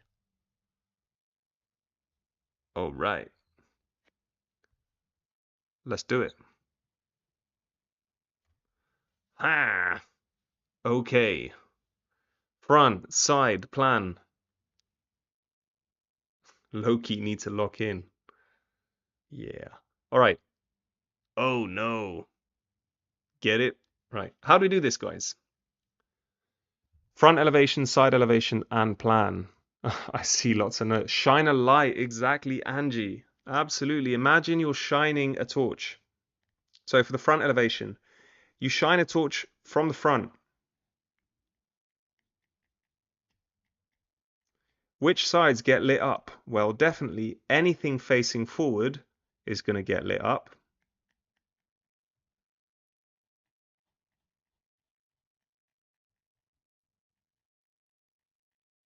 But also, anything that is facing forward, even if it's slanted, will also be lit up. And if you look at it from the front, what you're going to have is, look, you've got the bottom row is square, square, square, triangle. So square, square, square, triangle. And on the top row, you've just got square, square. So here is your front elevation. There's 2 marks for each one, Michael. They never ask about all 3. Yeah, you can draw a horizontal line in the middle. Doesn't matter too much as long as you've got the outline correct. Okay, what about the side elevation? Let's change color. Once again, imagine we shine a light from the side. So let's see what's going to get lit up. This bit which is sloping towards the side will be lit up and will look like a square, right? It's got 4 sides. This will be lit up, looks like a square. This will be lit up, looks like a square. This will be lit up and looks like a square. So it's going to look like a Tetris piece, like this, right? 4 squares arranged in an L shape. And just to make it really clear, let me number them. This is number 1, which is here. Number 2,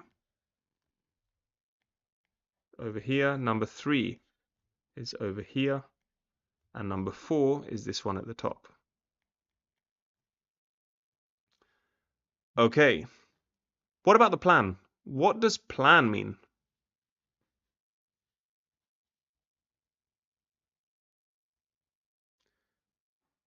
Ella, which piece in the front am I missing?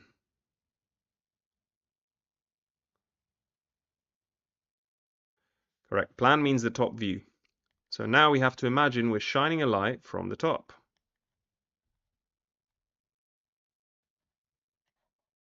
So this is for the plan. We shine a light from the front.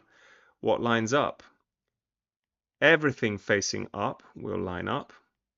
So clearly all of these squares that face up will be lit up. But also those sloping sides which face kinda upwards.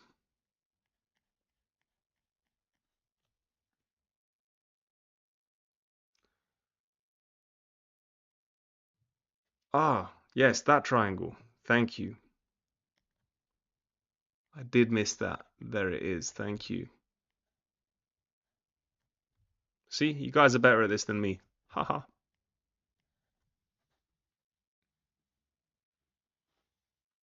Thank you, thank you, thank you.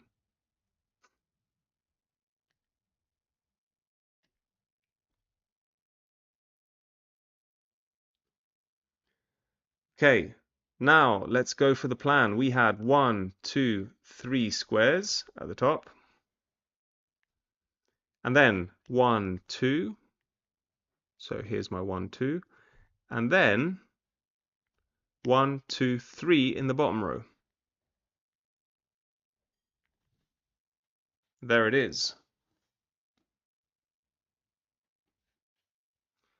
Okay, so this is the way to do it. Okay, imagine you're shining a light and literally shade the sides. Imagine you're shining a light from there, shade the sides that are going to be lit up, and then draw those next to each other. Right, it's quite tricky to visualize, but with a bit of practice, it's all good. Oh yeah, this bottom one. Thank you.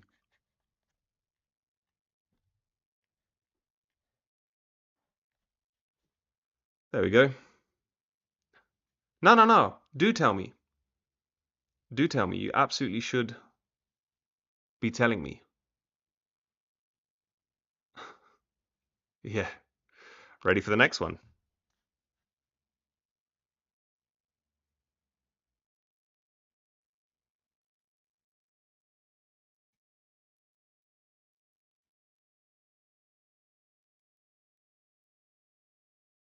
Oh, right.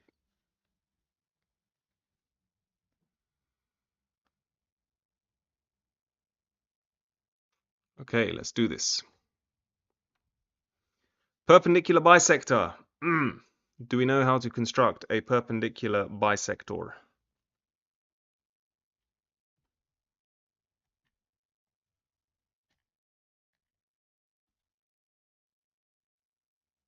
How do we feel about perpendicular bisectors? One is good. Sorry, one is bad. 5 is good. One is bad. 5 is good. How do we feel about perpendicular bisectors?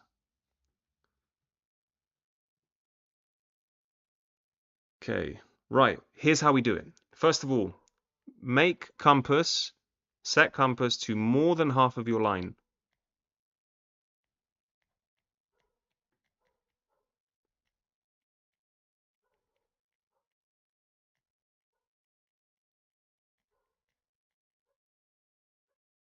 So you put 1 foot of the compass on A, the other foot of the compass is more than half of the way along, and then you use that to draw an arc.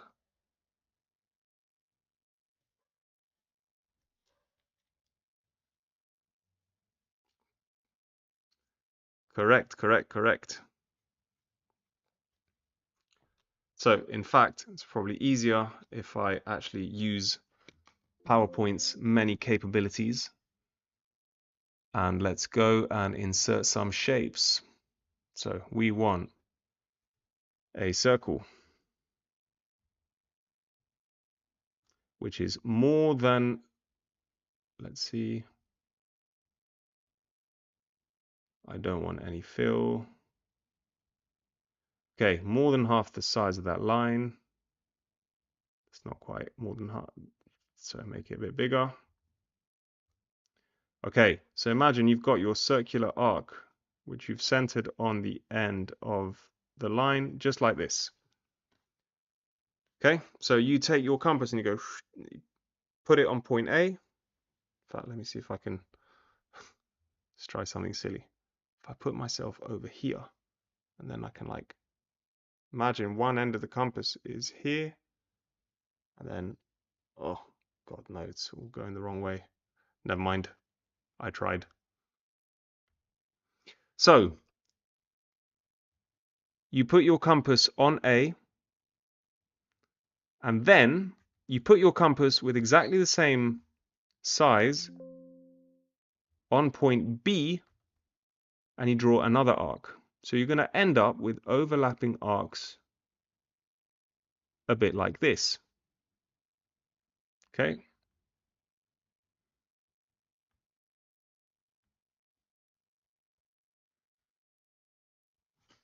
So you've essentially used your compass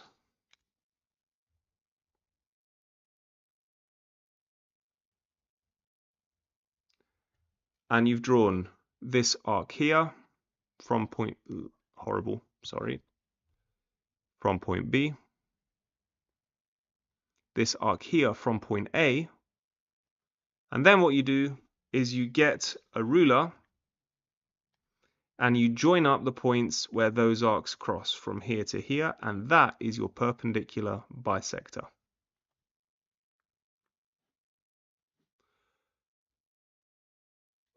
Well, you don't need to draw the whole circle, Millie. Just do the arc, right? Part of the circle. I just put the circles on because they will get a better circle than what I can draw freehand, right? I don't have a compass on this tablet thing. So you use your compass, you set your compass to more than half of the line. You then draw an arc around from point A.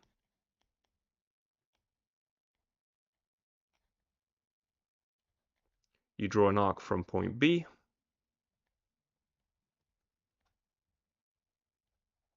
And then you join the points where the arcs cross.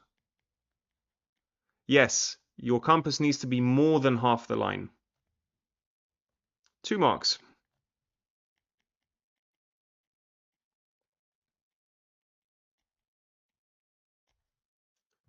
Okay. Next question. Are you ready?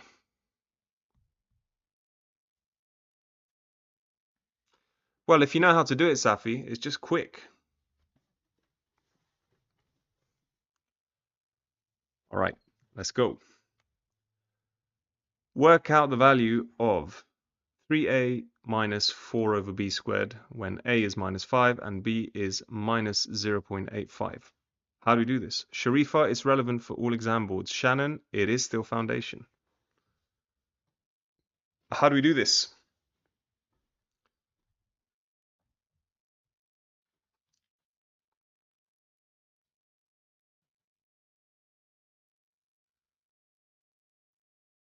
So when substituting, always substitute in brackets. What I mean is this.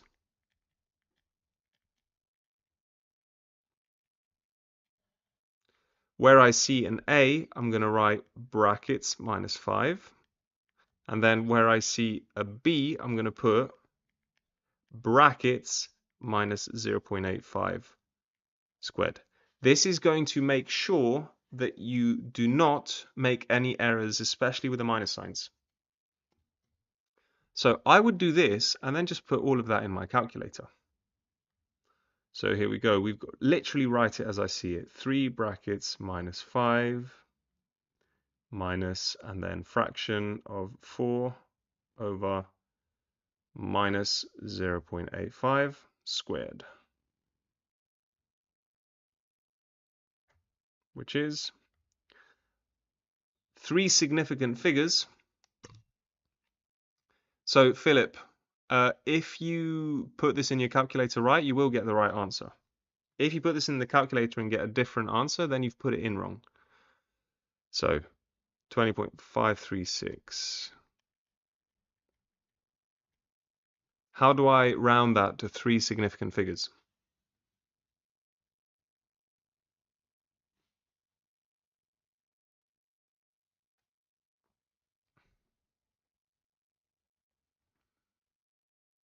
So double check that Olu against my calculator display. Okay, so 3 significant figures means we're going to be going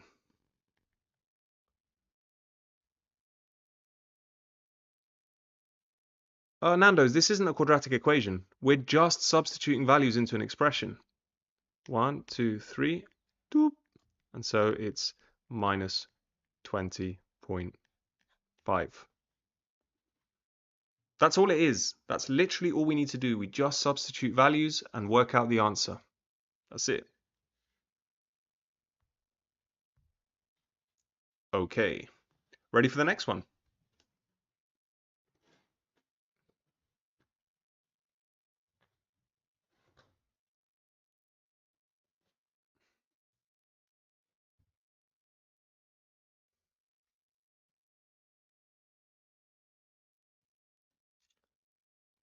Guys, be nice to each other, please. Quadratic equations don't come up on Foundation, Emily Martin. You do need to know how to solve by factorizing a quadratic. All right. It says simply, Lino, it says the marks on each question. Okay, let's go. Fill the table of values for the equation y equals 1 over x. Elevate minds if there's time at the end. Oh, greetings, Miriam.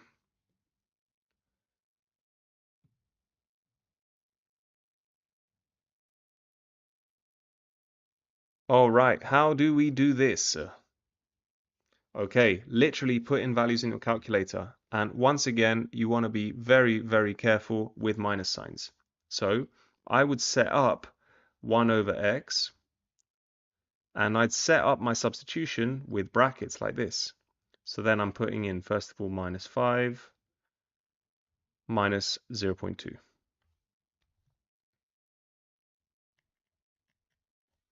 Minus 2. I see you, Juveria.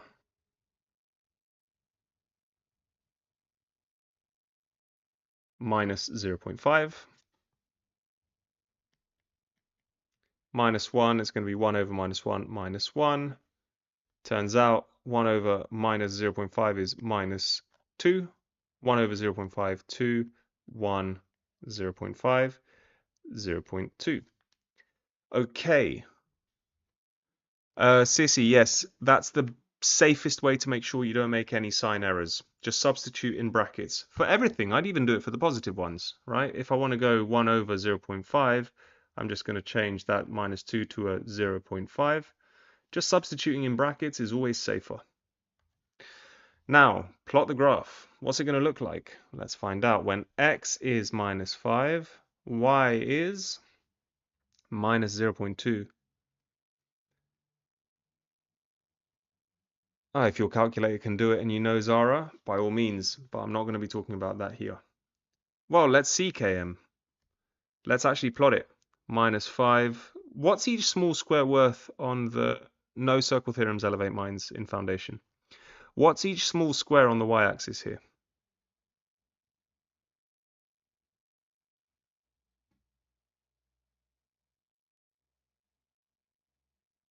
It's 0.2 because look, we've got 1, 2, 3, 4, 5 small squares to go up to 1. So each one is 0.2.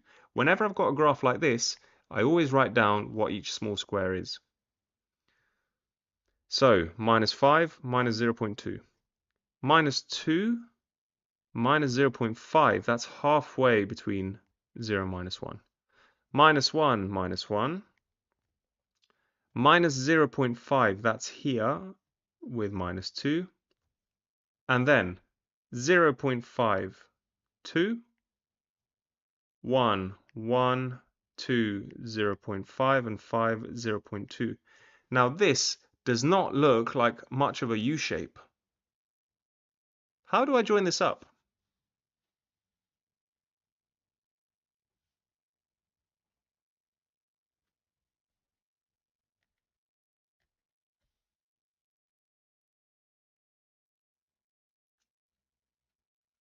This is one kind of graph that you are supposed to know how to draw. You need a smooth, free hand. It is one of them, Juveria. Very good. It's 2 lines, CC. It's this. and then this. Does anyone remember the name of this graph? It's not a cubic. Does anyone remember the name of this shape? I'm just going to write it here.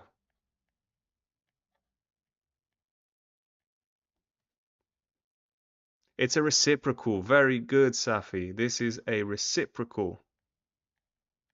So you need to know y equals 1 over x, or inverse proportion, correct, Noor, which looks like this.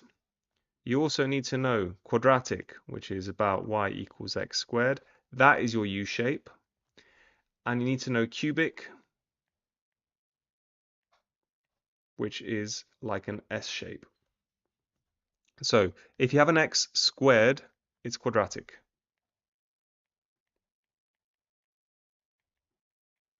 If it's x cubed, it's cubic. If you see 1 over x, it's reciprocal. So we did the plot. By drawing a suitable line, estimate the solutions of this equation. How do I solve by drawing a suitable line?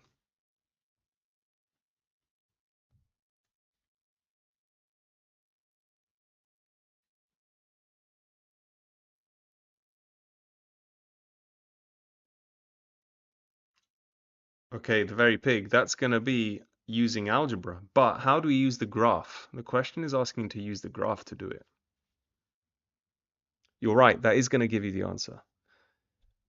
But if we've got a graph that we've plotted, we can do this.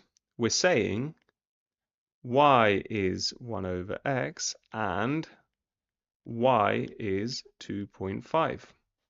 So we're finding where the lines y equals 1 over x and the line y equals 2.5 cross. Where's the line y equals 2.5?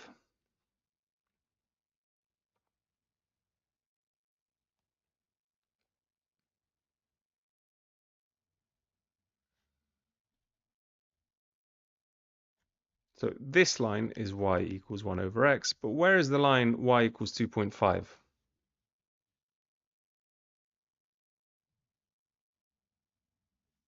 Very good. Between 2 and 3, it's going to be a horizontal line that goes through 2.5. So we can see that it crosses at this point, which is about 0.3, 0.4. So x is 0.3 to 0.4. You'll always get a range of solutions accepted. So don't worry if you're a little bit off. Okay, Maynard, this is algebra, graphs, functions. So if you're trying to solve using a graph, you want to plot the one side of the equation. You've probably already done that because we just plotted it, and then plot the other one and see where they cross. Okay, ready for another? If you're ready, say ready. No worries, Cleopatra. Thank you, KM. All right, let's keep going.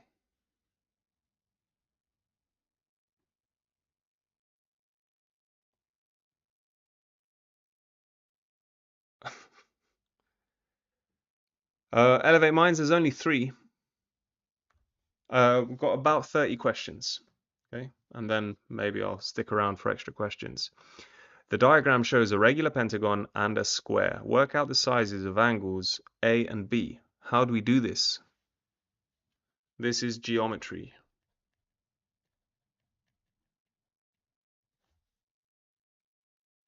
How do we do it?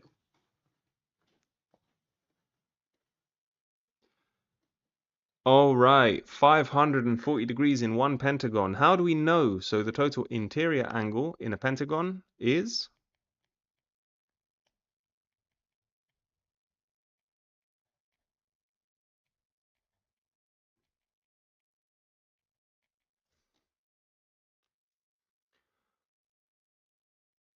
Remember, it's n minus 2 times 180. So it's going to be 5 minus 2 times 180, which is 3 times 180, which is 540 degrees. And then each interior angle is going to be 540 divided by 5 because it's regular, which is 108. So let me add those. Remember, with these angle ones, just work everything out and put them all. Correct, Maina?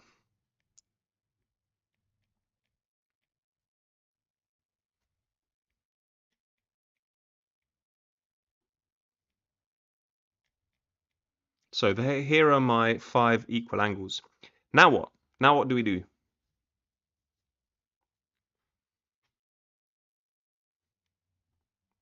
Let me change color for the next bit. Angles in a triangle add up to 180 cc, but we don't know A and B. So what could we do?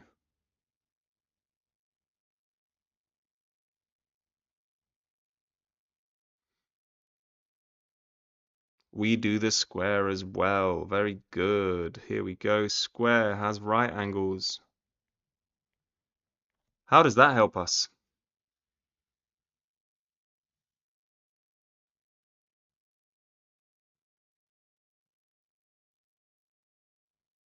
How does this help us?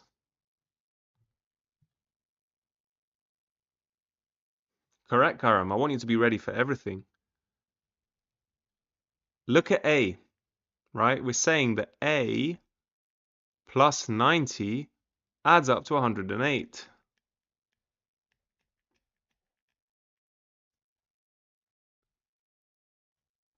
Yeah, because look at that. Over here, so A is going to be 108 minus 90, which is 18. So we found A. How do we find B now? That was to find A.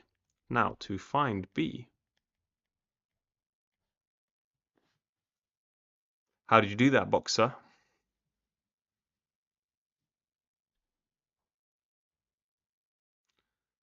Okay, good. Add it to 108 and subtract from 180. So 18 plus 108 is 126. And then 180 minus 126 is 54 degrees. So B is 54 degrees. Nice. So break it down into shapes you know. Right, break it down. Greetings, Mr. G. Yes, I am.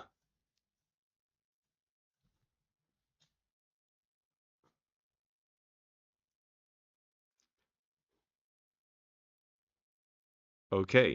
Ready for the next one?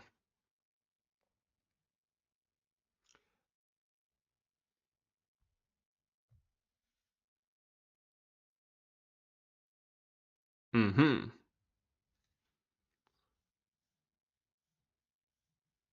Good job, Boxer. Very good. Just be careful. In the upper triangle, yeah, but the upper triangle doesn't help us so much. I think so, Miriam. You know, we can talk about, yeah.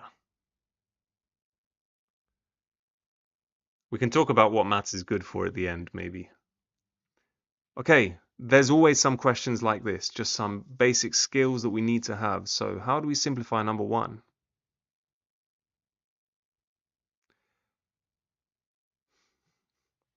S, do we have to write the rules? It's a good idea because that's showing you're working, right? I would expand first. Number 1, I would expand. So 8 times 3, 24. 8 times minus 4y is minus 32y.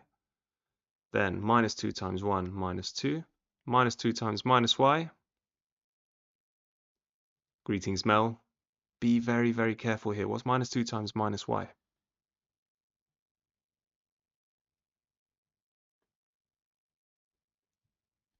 Plus 2y. Very good. Be careful if you've got negative times negative, that makes positive.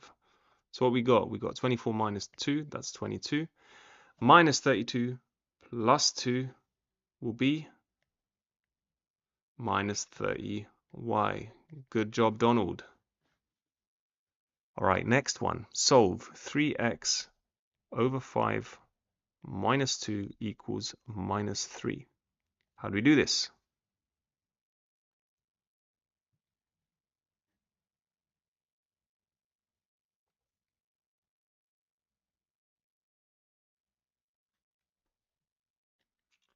Oh, sorry, my bad.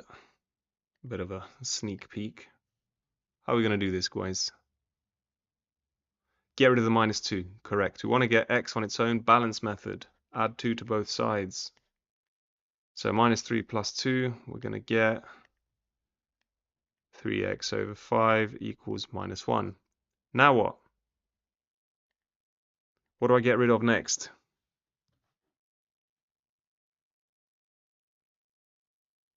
Very good, Philip.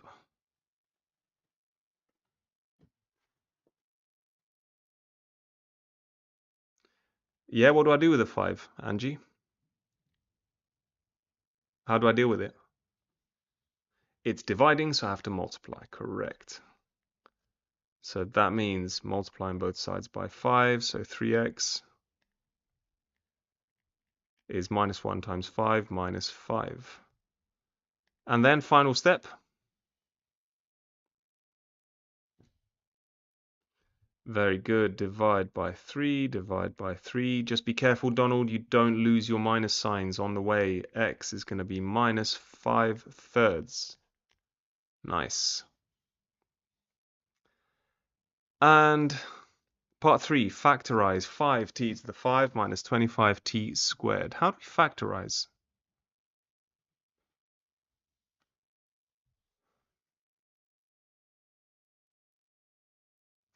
Correct, Miriam. That's the spirit. Vanquish your foes. Right, we're going to put it into brackets. Very good. We want some common factors. What common factors can we see here? Hal, this is not a quadratic factorization. Michael, this is algebra. All right, I can see a 5. So if I pull out a 5, that 5 gets divided by 5. That 25 gets divided by 5 and remains a 5.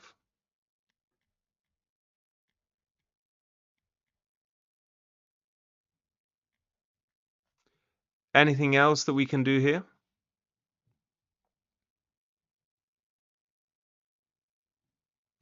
Well, question 2 is simplified, Samara. It's a fully simplified fraction. It's not a problem. Hasn't told us. Excellent, Donald. Hasn't told us what form it wants. Fraction is fine. I can pull out 2 factors of t. So I can go 5. Very good, Juveria. Now, if I pull out 2 t squareds from the t5, I get 3 of them left. And then I'm going to have a 5. Very, very good, all of you that have written that. Samara, fraction's better than a decimal. If they haven't asked for a decimal, leave it as a fraction. Right, and all of those of you doing non-calculator papers tomorrow, fraction, superior. Okay, ready for another?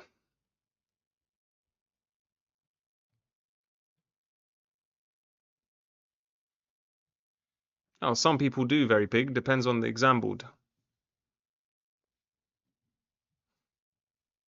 Nah, this is all calculator practice. Hala, don't panic.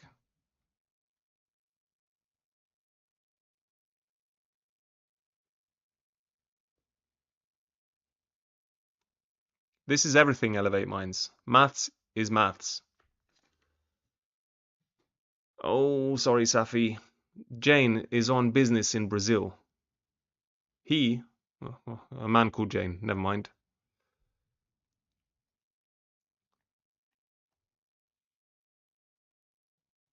She has £650 to spend.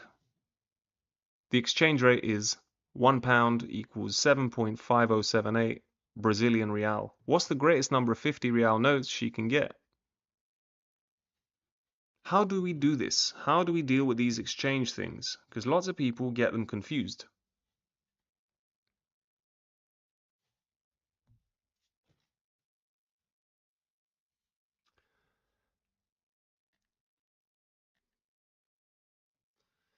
So in these money exchange questions, here's what I do. Here's what I find really useful. I know I've got £1 to Brazilian real. I'm multiplying by 7.5078. So going the other way, I must be dividing. Whether I need to multiply or divide, I like to write them both out so I've got them. Okay, you can indeed just times it.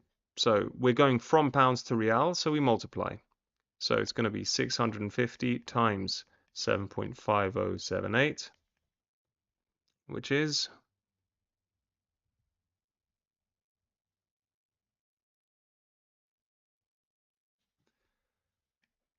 4880.07.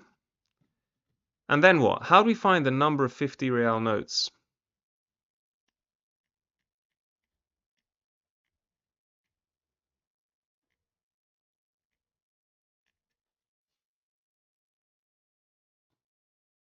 Divide by 50. Very, very good.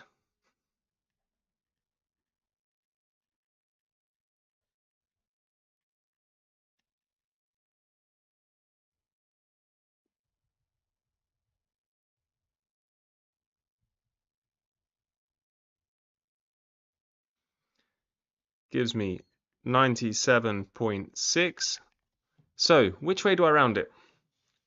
Do we get 98 real notes or 97? We get 97.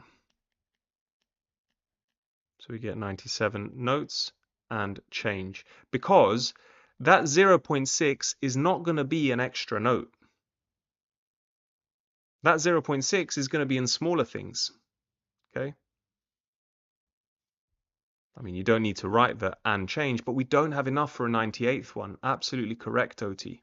So think about the context, right? Especially in foundation, they really like these real life context ones.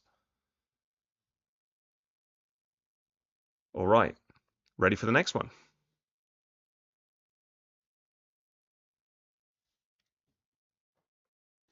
If you're ready, say ready.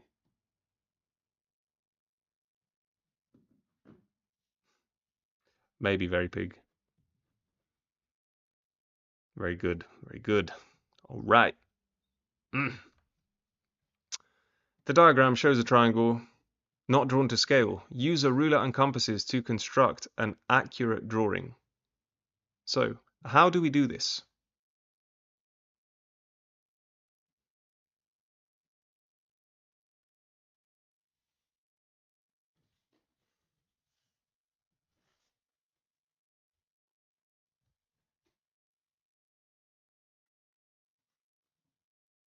Okay, well, this is not to scale, so how are we going to do it?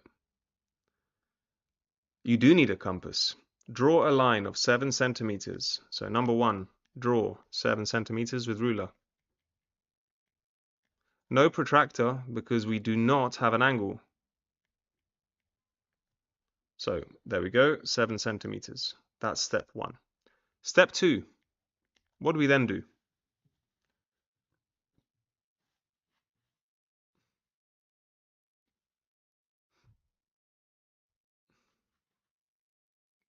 How do we draw the others on, Safi? Why do we need a compass? Okay, here's why, very pig. If you don't use a compass, here's what happens. You draw 6 centimeters on with a ruler, and then you draw 3 centimeters on with a ruler, and you find that they don't join up. And so then you try again, and you go 6 centimeters with a ruler like this, and then you go 3 centimeters with a ruler, and you find that they cross. So that doesn't work. So you need a compass. Okay, so measure the length of the compass, open it up to 6 centimeters. Very good. So open compass to 6 centimeters and draw an arc from one side of 7 centimeter line. So here's number 2. You go 6 centimeters and you draw your arc. Sorry, that's even rubbisher arc than before. And then step 3, open compass to 3 centimeters, draw an arc from the other end.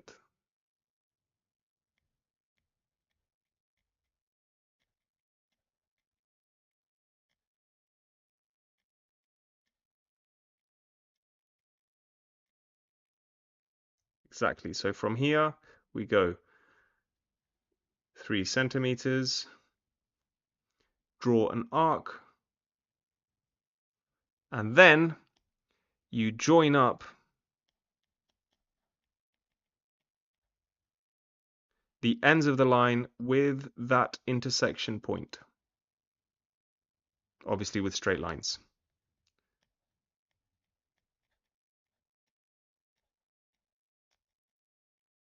Right? Just a basic skill. That's all it is here. Are we ready for another one?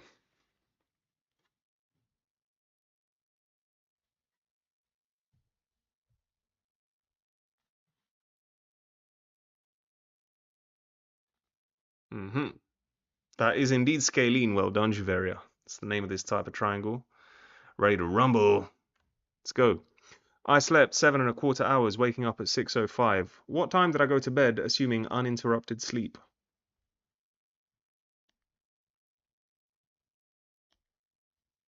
How do you do this?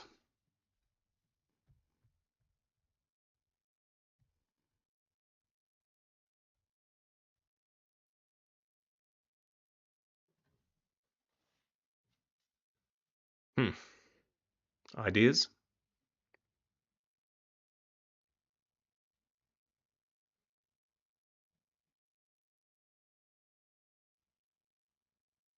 Okay, very good. 7¼ hours, we want to work out as hours and minutes. So this is 7 hours plus a quarter of 60. So that's 7 hours and 15 minutes. KM, on the previous question, join up the ends of the 7 centimeter line with the point where the arcs crossed. So what do I do now? So now I kind of want to work backwards. So I would subtract. Oh, we did earlier, Sharifa, but I can do it again at the end. I want to go back to midnight, first of all. So I would subtract 5 minutes. That takes me to 6 a.m. and I have 7 hours, 10 minutes left. Then subtract 6 hours to bring me back to midnight. And I have 1 hour, 10 minutes left. Subtract 1 more hour. I go to 11 p.m. and I have 10 minutes left. And then I subtract 10 minutes and I'm going to go to 22:50. So the time I go to bed is 22:50. Remember, we're going back 10 minutes. We're not going forward. So it's not 11:10. So that's 10:50 p.m.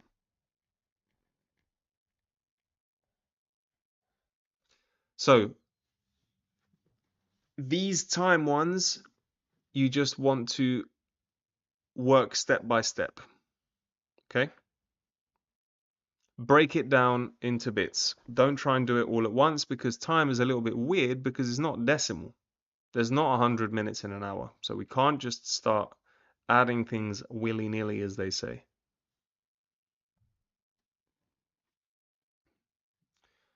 Ready for the next one?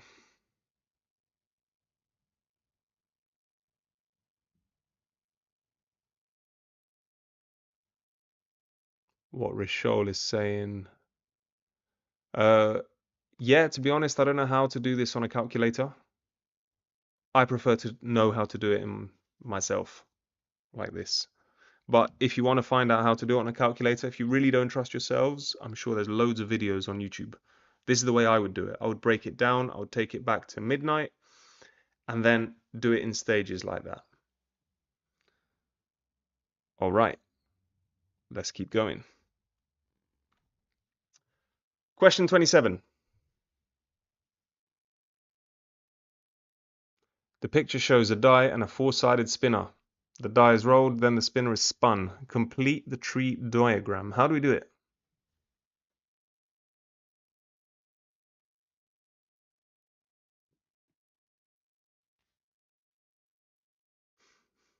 Oh, yeah.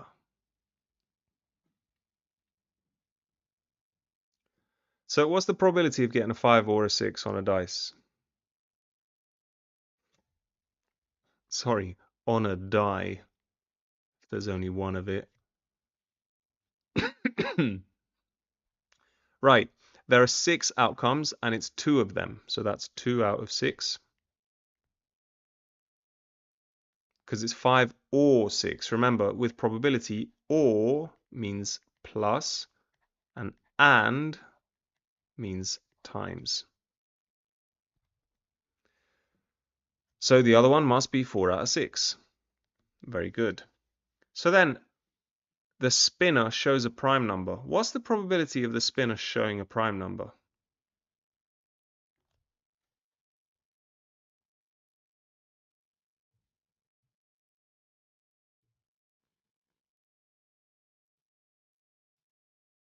Okay, there are 2 prime outcomes.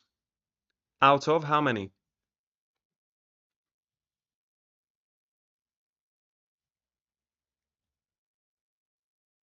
Very good. It's 2 out of 4 or 1 out of 2, right? 2 is a prime number, 3 is a prime number.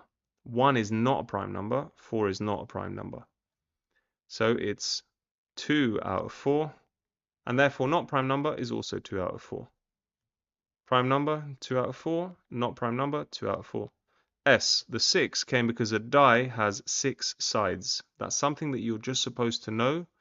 A die has 6 sides. On the spinner, we got 4. Greetings, Daddy Pig.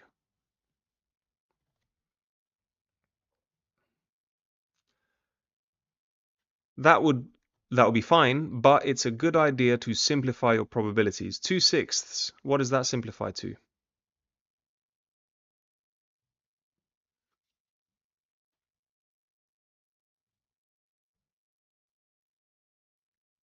One third. And therefore 4/6 is 2/3.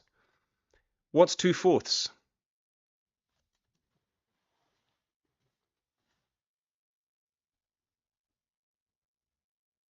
1/2. Nice. So now, what's the probability that the die shows a 5 or a 6 and the spinner shows a prime number? What do we think?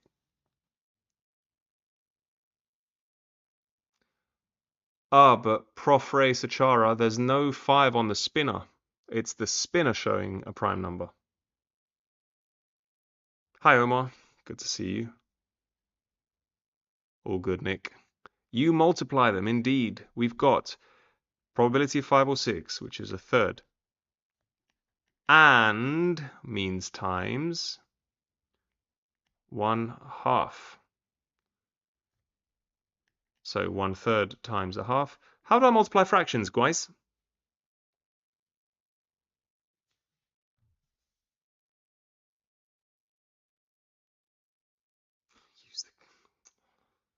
Get out of it, Daddy Pig. 1 times 1 is 1. 3 times 2 is 6. Nice. Watch it back, Omar. It was a cracker. Nice. Okay, very good. Ready for the next one?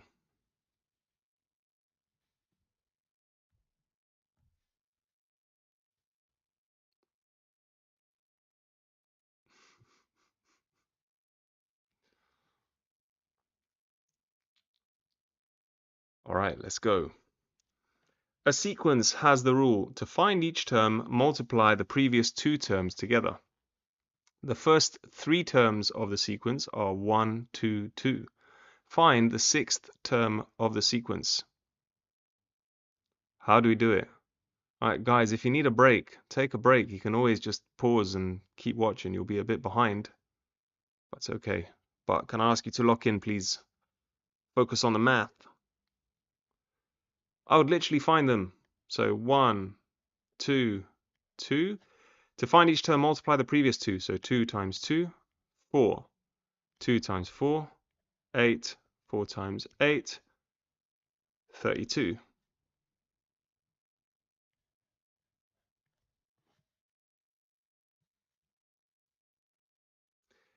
It's something like a Fibonacci sequence except with multiplication instead of addition, but same kind of logic, exactly Juveria.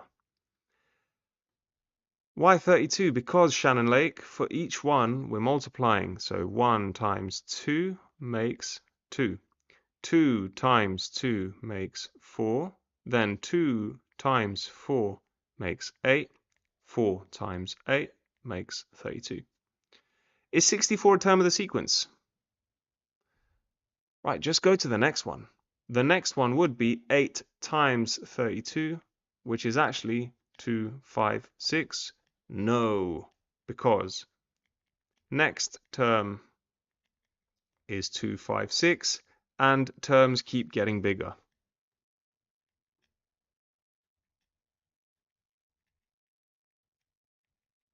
Right, they're not going to go back down to 64. Right, we're not just going to keep on working out more and more terms, hoping that they're going to get small again. They're not going to. Right, ready for the next one?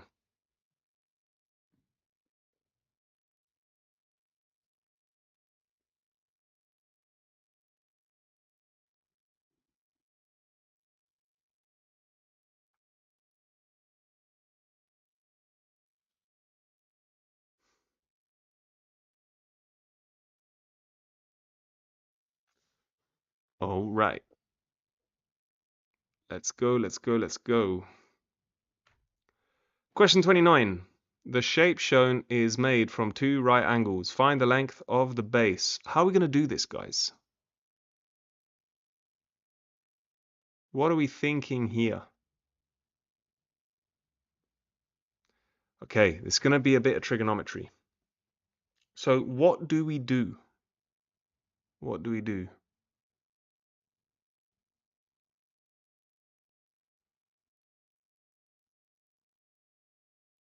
We are going to do some trigger. Absolutely. We have right angles. Very good. Sorry, by two right triangles. The question tells us we have two right triangles. So now, which side are we going to try and find?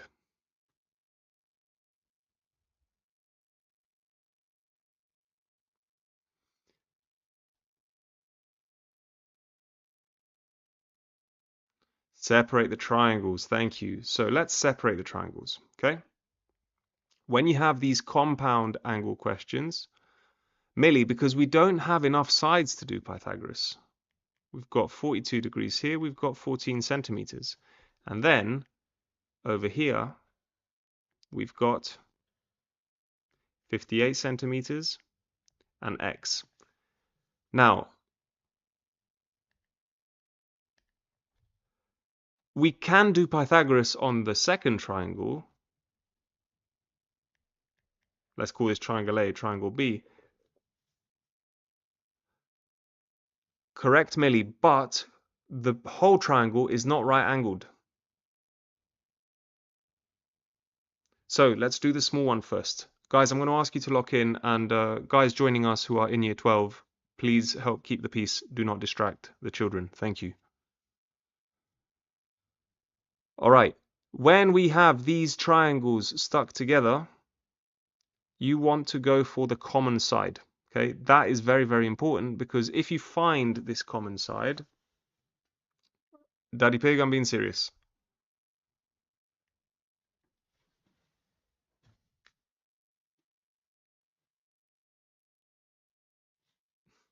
Don't worry, I just Bioma, thank you. Okay, so here is y. How am I going to find y from triangle A?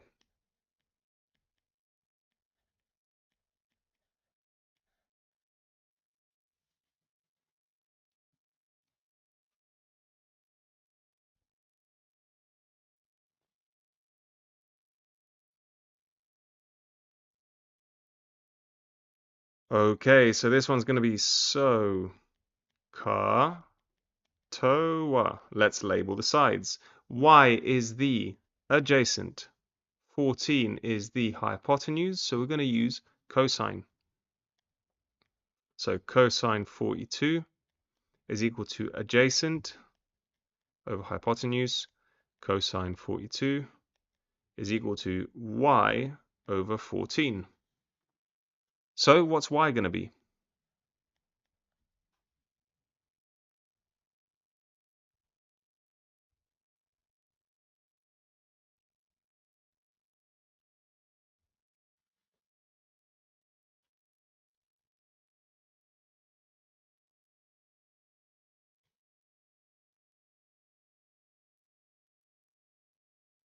So y is going to be rearranged to get y on its own, multiply this side by 14, multiply this side by 14.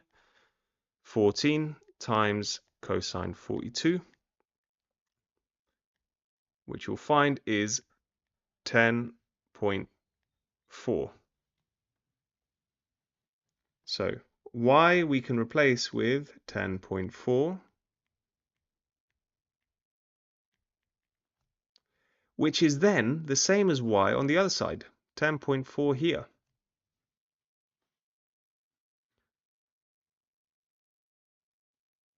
Now what do we do? Careful, Gabriel, it's cosine. It's not just 42. Let me show you. We're going to go 14 times cosine 42, which is 10.404. Okay, now we can do Pythagoras. In fact, Pythagoras on both triangles, but let's do them one at a time. Over here, we've got A, B, C. So A squared plus B squared equals C squared. So 10.4 squared plus B squared equals 58 squared. B squared is 58 squared minus 10.4 squared.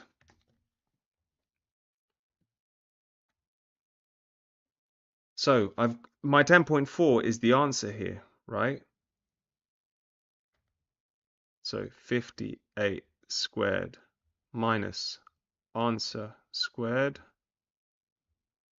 So that's my B squared, 3,255. And then root of that, 57.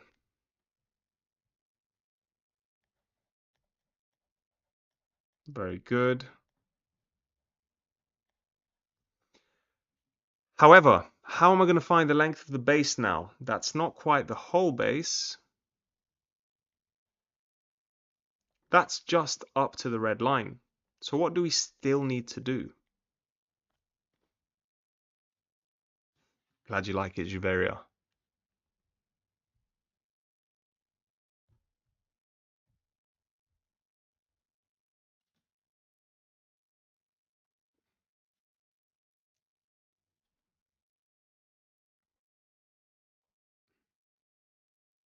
Very good, Hugo. Yeah, we can Pythag the other side.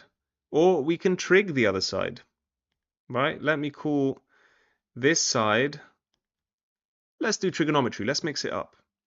Opposite. So I've got hypotenuse and I've got 42. You could use trig. Sorry, you could use Pythagoras, but you can also use trig. And trig might be quicker here. Which trig function are we going to use if I've got hypotenuse and I want the opposite?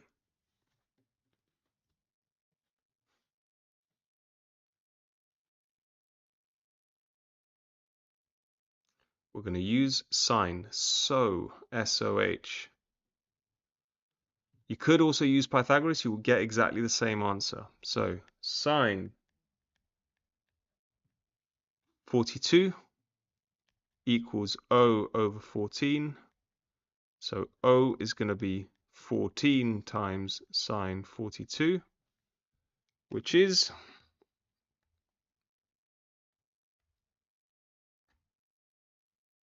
14 times sine 42 equals 9.36. So this is 9.36, and the total length is those two added together. Yeah, to be honest, maybe 4 marks is a bit little for this. It's going to be more than that, but it's putting together all of our trigonometry and Pythagoras skills here.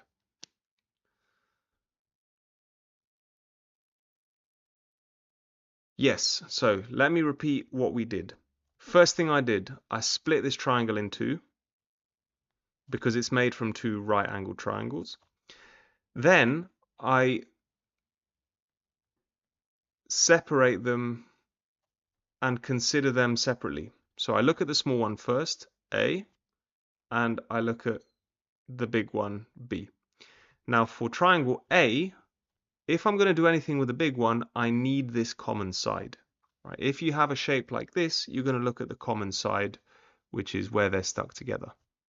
So I used trigonometry to find this common side, and it ended up being 10.4, which gives me 10.4 on this side as well. Yeah, Millie, that's correct. You can do Pythagoras. It will give you exactly the same answer. Yeah. Then once we have 10.4 and 58 here,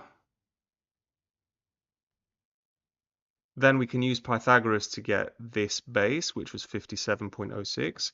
And to get this base, well, Millie, that's just because of rounding. I wouldn't worry about that.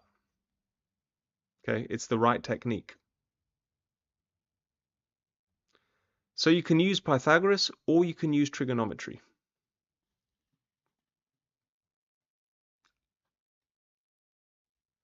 Let's keep going. If you're ready, say ready.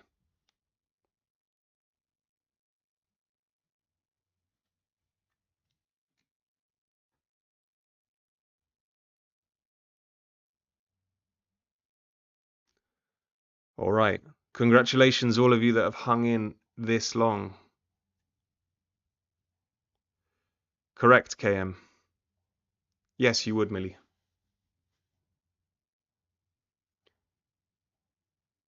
S, I did it using sine. Okay, so I did it using this. I said here this base is the opposite, so I have opposite and hypotenuse, so I can use sine. Okay, the diagram shows a train timetable between Lichborough and Bigglesden. How long does it take to travel from Redburn to Retbridge on the 0656 train?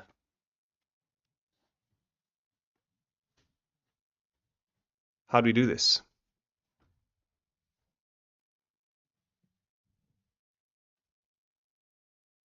Another time one.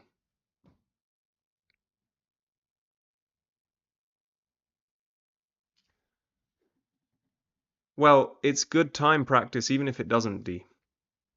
So we're going, from Redburn to Retbridge on the 0656. So we're going from Redburn to Retbridge. The way I would do it is I would just go from there. So plus 4 minutes to get to 7 o'clock.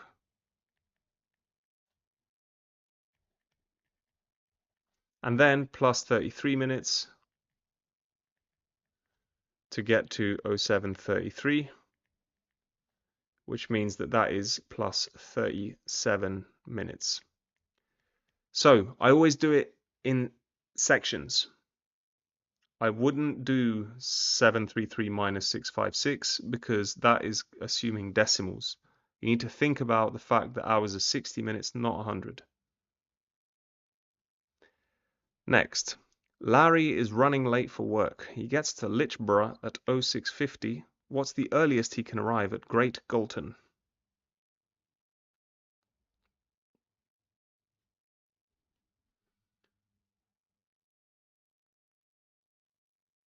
So what's the train he can get if he arrives at Lichborough at 6:50?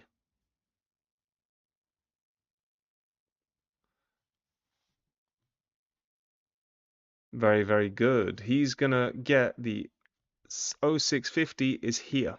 It's between the 642 and the 0707, so he's going to get the 0707, which arrives at Great Galton at 7:44. Correct, KM. Absolutely. Yeah, each column is a train. This is train 1, this is train 2, and so on.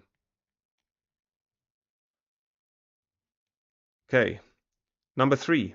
Jenny gets the 6:38 from Little Galton to Bigglesden 5 times a week. Work out how long she spends on the train in hours and minutes. So 6:38 from Little Galton, and she goes to Bigglesden.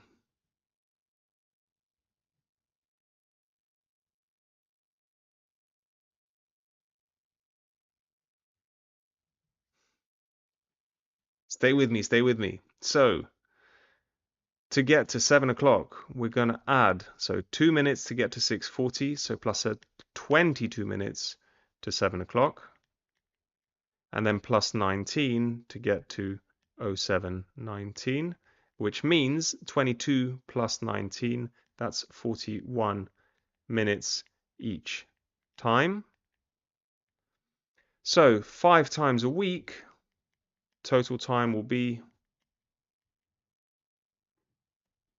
41 times 5, which is 205. Now, in hours and minutes, what's 205 minutes? You need to think, okay, very good, Caroline. The closest number of hours is 180 minutes, which is 3 hours, right? You think 60 is 1 hour, 120 is 2 hours, 180 is 3 hours, 240 is too much. So it's 3 hours and 25 minutes.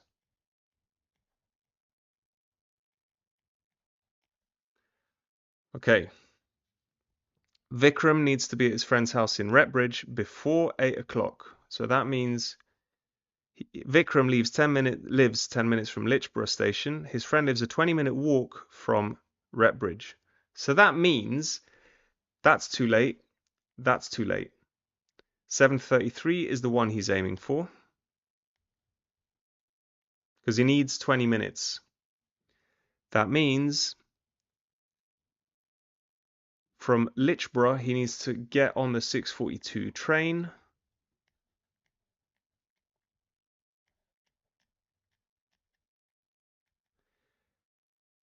And he lives 10 minutes away, so he should leave at 6:32. 10 minutes before that. Okay, some more. Oh, in fact, do you know what? Let me just skip ahead to the very last question. This one we saw already pretty much. So let's do this one. The table shows information about the mass of 80 apples grown by a farmer. Which class contains the median? Okay, how do we do a median?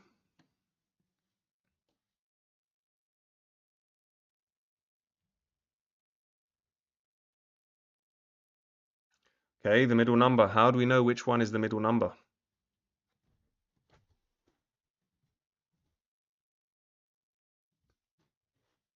Talking about this earlier.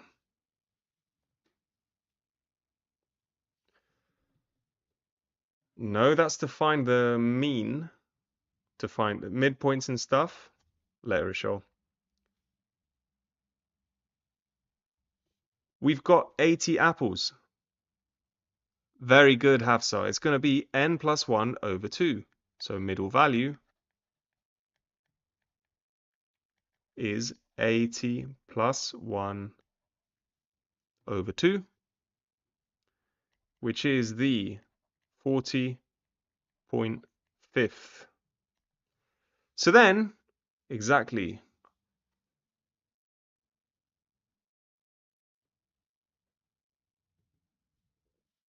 we need to find the running total. So up until this point, we've counted 13. Up until this point, we've counted 13 plus 20, which is 33. And then up until this point, we've counted 33 plus another 26, which takes us to 59. So the median is in this class. right? The 59th person is the last one in this class. Because it's 80 apples, that's the total frequency, right? When it tells you the number of things, that is automatically the total frequency. So the class containing the median is 100 to 120. Now, how do I do a frequency polygon?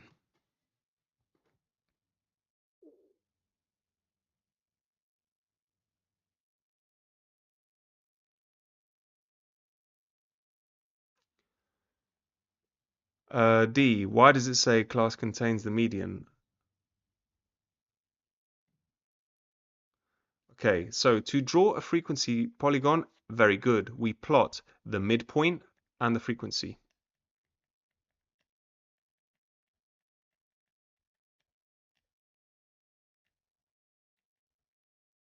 So the midpoint of the first class, 0 plus 50 is 50, divided by 2 is 25. So 25 goes with 13. Next one, 50 plus 100, 150, divided by 2, 75. 75 goes with 20. 100 plus 120, 220, divided by 2, 110. 110 is here, goes with 26. Then 120 plus 150, 270.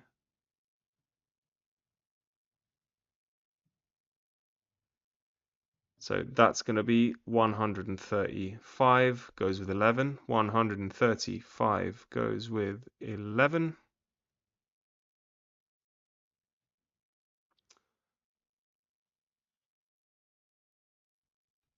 150 plus 200, 350, divided by 2, 175, goes with 7. 200 plus 300, 500, divided by 2, 250, goes with 3. This is the last one, Samara. And then we just join them up.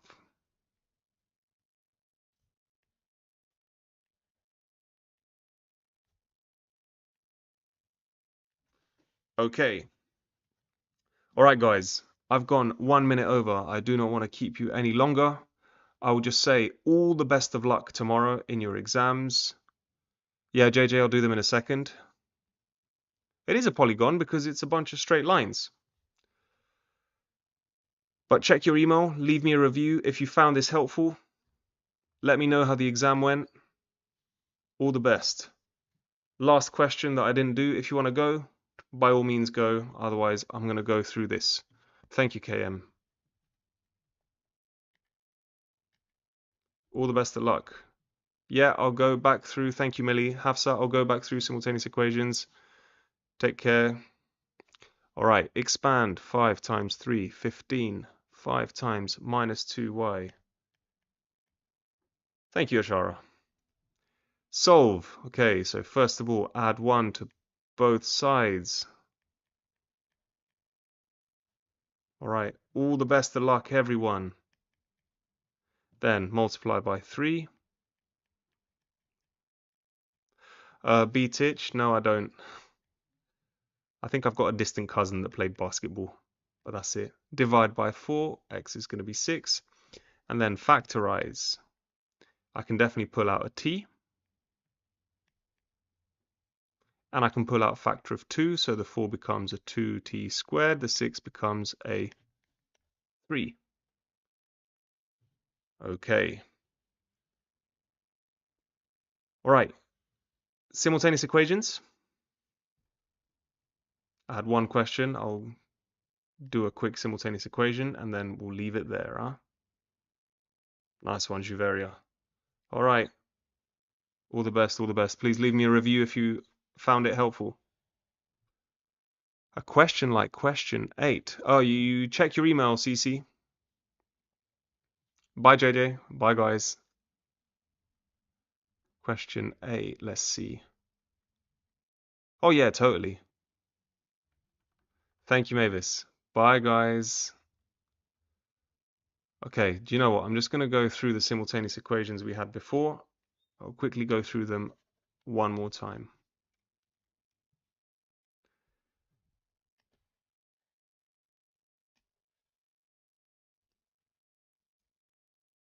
So 4x plus 3y equals 2.5. Bye Maynard, bye Liv, bye Lino. And we have 2x. Bye Juveria, you got this. 100% equals 4.5. So we want to eliminate either x or y. Now to eliminate, we need to make sure that either x or y has the same number in front. Yeah, S, I'll do that in a minute as well. Yeah, if you have special questions, just hang around. I'll do my best to answer them. So I can see that I could get y to be the same by multiplying the same equation, the second equation through, fingers crossed, Philip, multiplying it through by 3 so that I get 2 times 3, 6x, minus y times 3, minus 3y, 4.5 times 3, 13.5. So I've replaced it. Now what I do, I see that I've got a plus 3y and a minus 3y. So if I add them, they're going to cancel out. So 4x plus 6y. If you have opposite signs, you add. If you have the same sign, you subtract.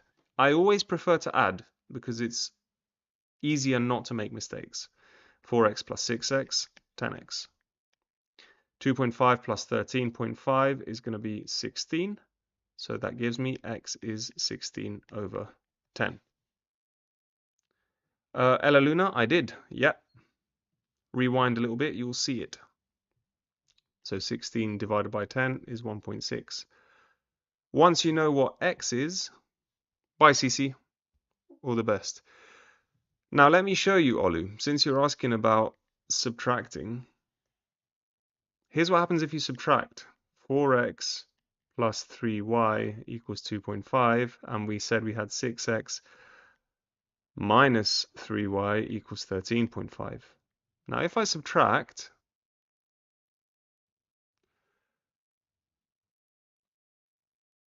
I wouldn't say so, Aisha. I think for me this is the easiest method. You would subtract if you had, like, I don't know, the same number in front of the x, because then you could go 4x minus 4x and that would cancel out. In fact, you could have done that if you had, instead of multiplying by 3, you multiply the second equation by 2. So 2x times 2, 4x. Minus y times 2, minus 2y. 4.5 times 2, 9. Now, if I add, the y won't cancel out. I'm going to have 3y minus 2y, which won't cancel out. But I can subtract. So if I've got the same sign, by Caroline, if I've got the same sign as I do on the x's, I can subtract and they will cancel out. So same sign, subtract. 4x minus 4x cancels out. 3y minus minus 2y. Minus minus makes a plus, so that will become 5y. 2.5 minus 9 is minus 6.5. And then y is minus 6.5 divided by 5. Y is minus 1.3. Okay. Who's still here? Make yourselves known.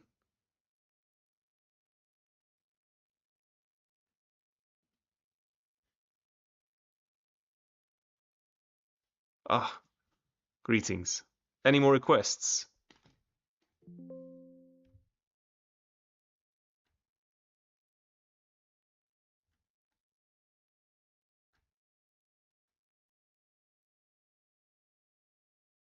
All right, Loki.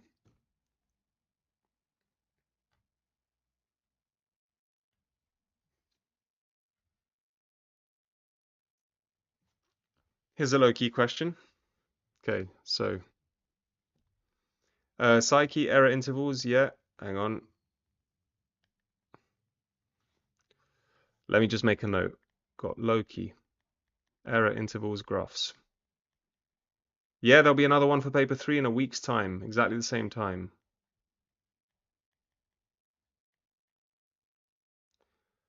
And expanding brackets.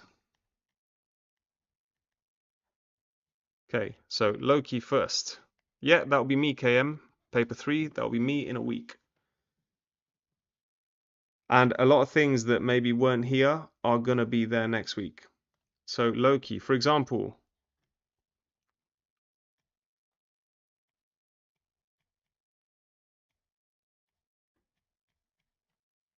or shade, the locus of points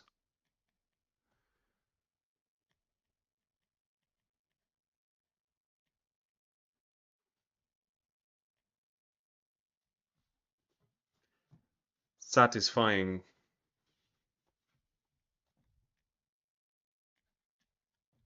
Here's point A, here's point B. So, sorry, shade the locus of points. That is more than 3 centimeters from A and more than 4 centimeters from B. So how do we do this?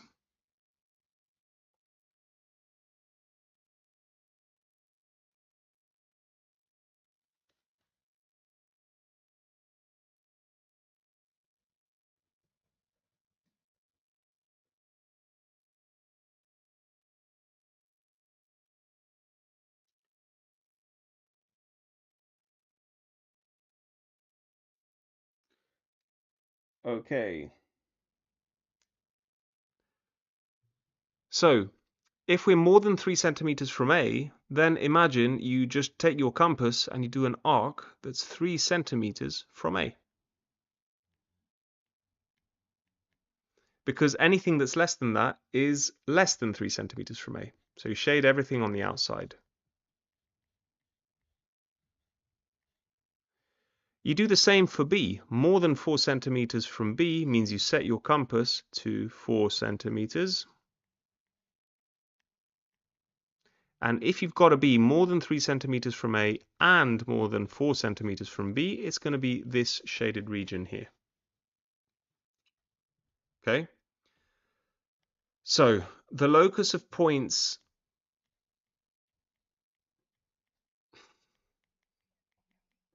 that is a certain distance from a point is a circle.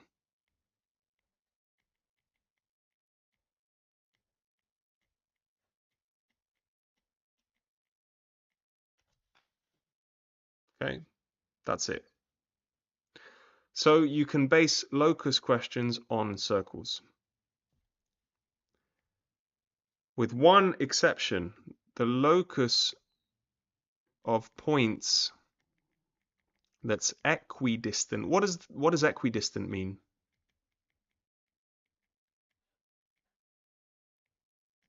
From 2 points.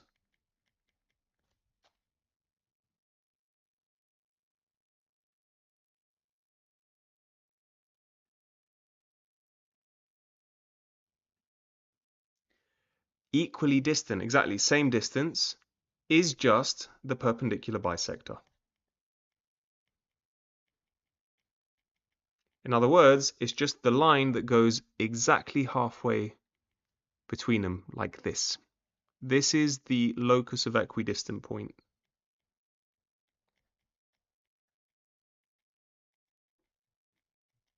That's it. That's all you need to know for Loki. If you want a certain distance away from a single point, it's a circle. If it's equidistant from 2 points, it's the perpendicular bisector. Done. Okay, error interval.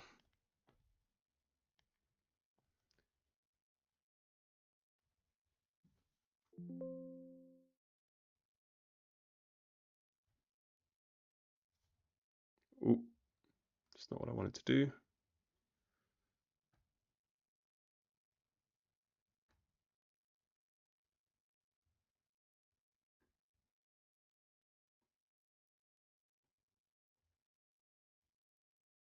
Okay, error interval number 2. Let me give you a simple example. A number is rounded to the nearest 10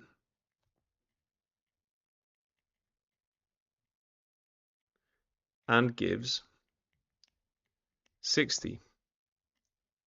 What is the smallest and largest it can be?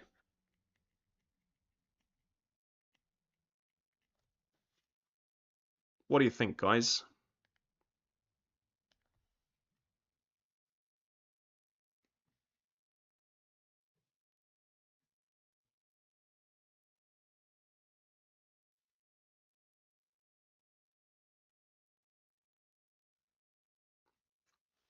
I mean, we can literally think about a number line. So 60 obviously would round to 60. 61, would that round to 60 if it was to the nearest 10?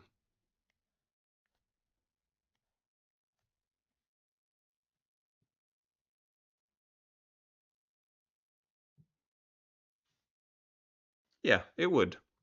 62, also. 63, also. 64 would round to 60, but 65 wouldn't.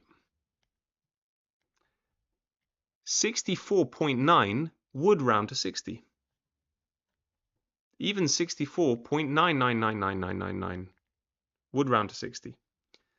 59 would, 58 would, 57, 56, 55 would, but 54.99999 would round down to 50. So we're thinking of what are the biggest and smallest numbers that will still round to 60. Right, so we can say any number smaller than 65 and bigger than 55 or equal to, there it is, right? It's not 59.5 and 61.5, Philip. That would be if it was to the nearest whole number, but it's to the nearest 10. So this is our error interval. Our error interval is basically what are the biggest and smallest numbers that will still round to what we have to the accuracy that they tell us. It is bounds. It's exactly bounds. Yeah, some examples might call it bounds, but error interval, aka bounds. Now, we normally pick the 5 so that we can say less than. I wouldn't say it's 64s because 64.9 would still round down. Okay? Okay. What else did we have? We had graphs. I'm going to do graphs, then I'm going to leave it there. I'm afraid, guys, I'm pretty exhausted to tell you the truth. So to just go over sketching graphs, you need to know about quadratic linear graphs. What's the general equation?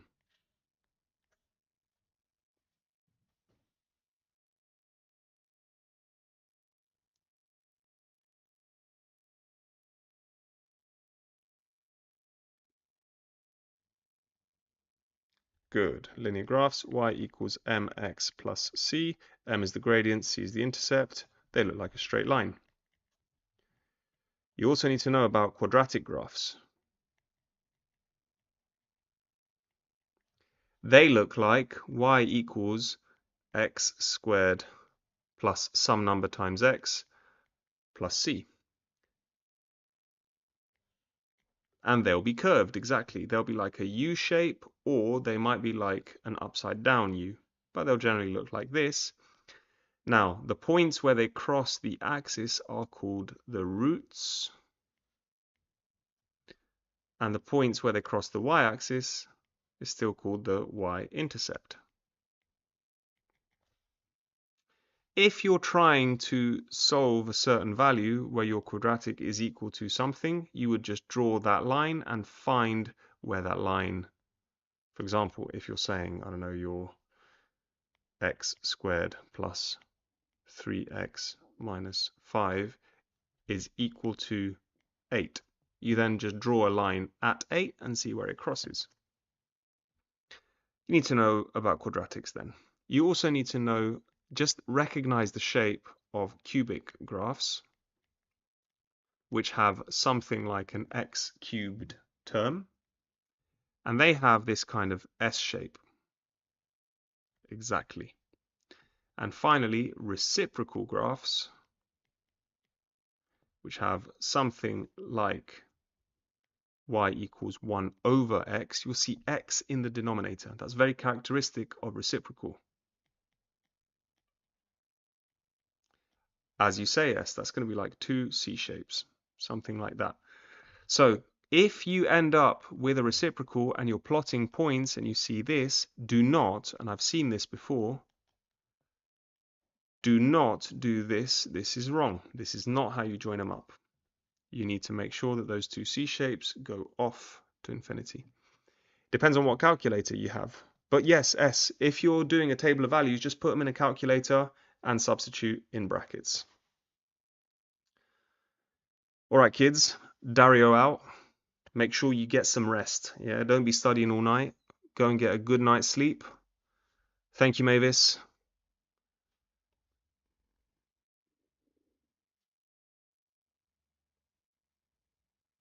And all the best of luck. Let me know how it went. Yeah, take cares. See you same time next week, paper 3 already. Thank you, Mina. Thank you, Mavis. Good shift from you guys too. Good night, everyone. Bye.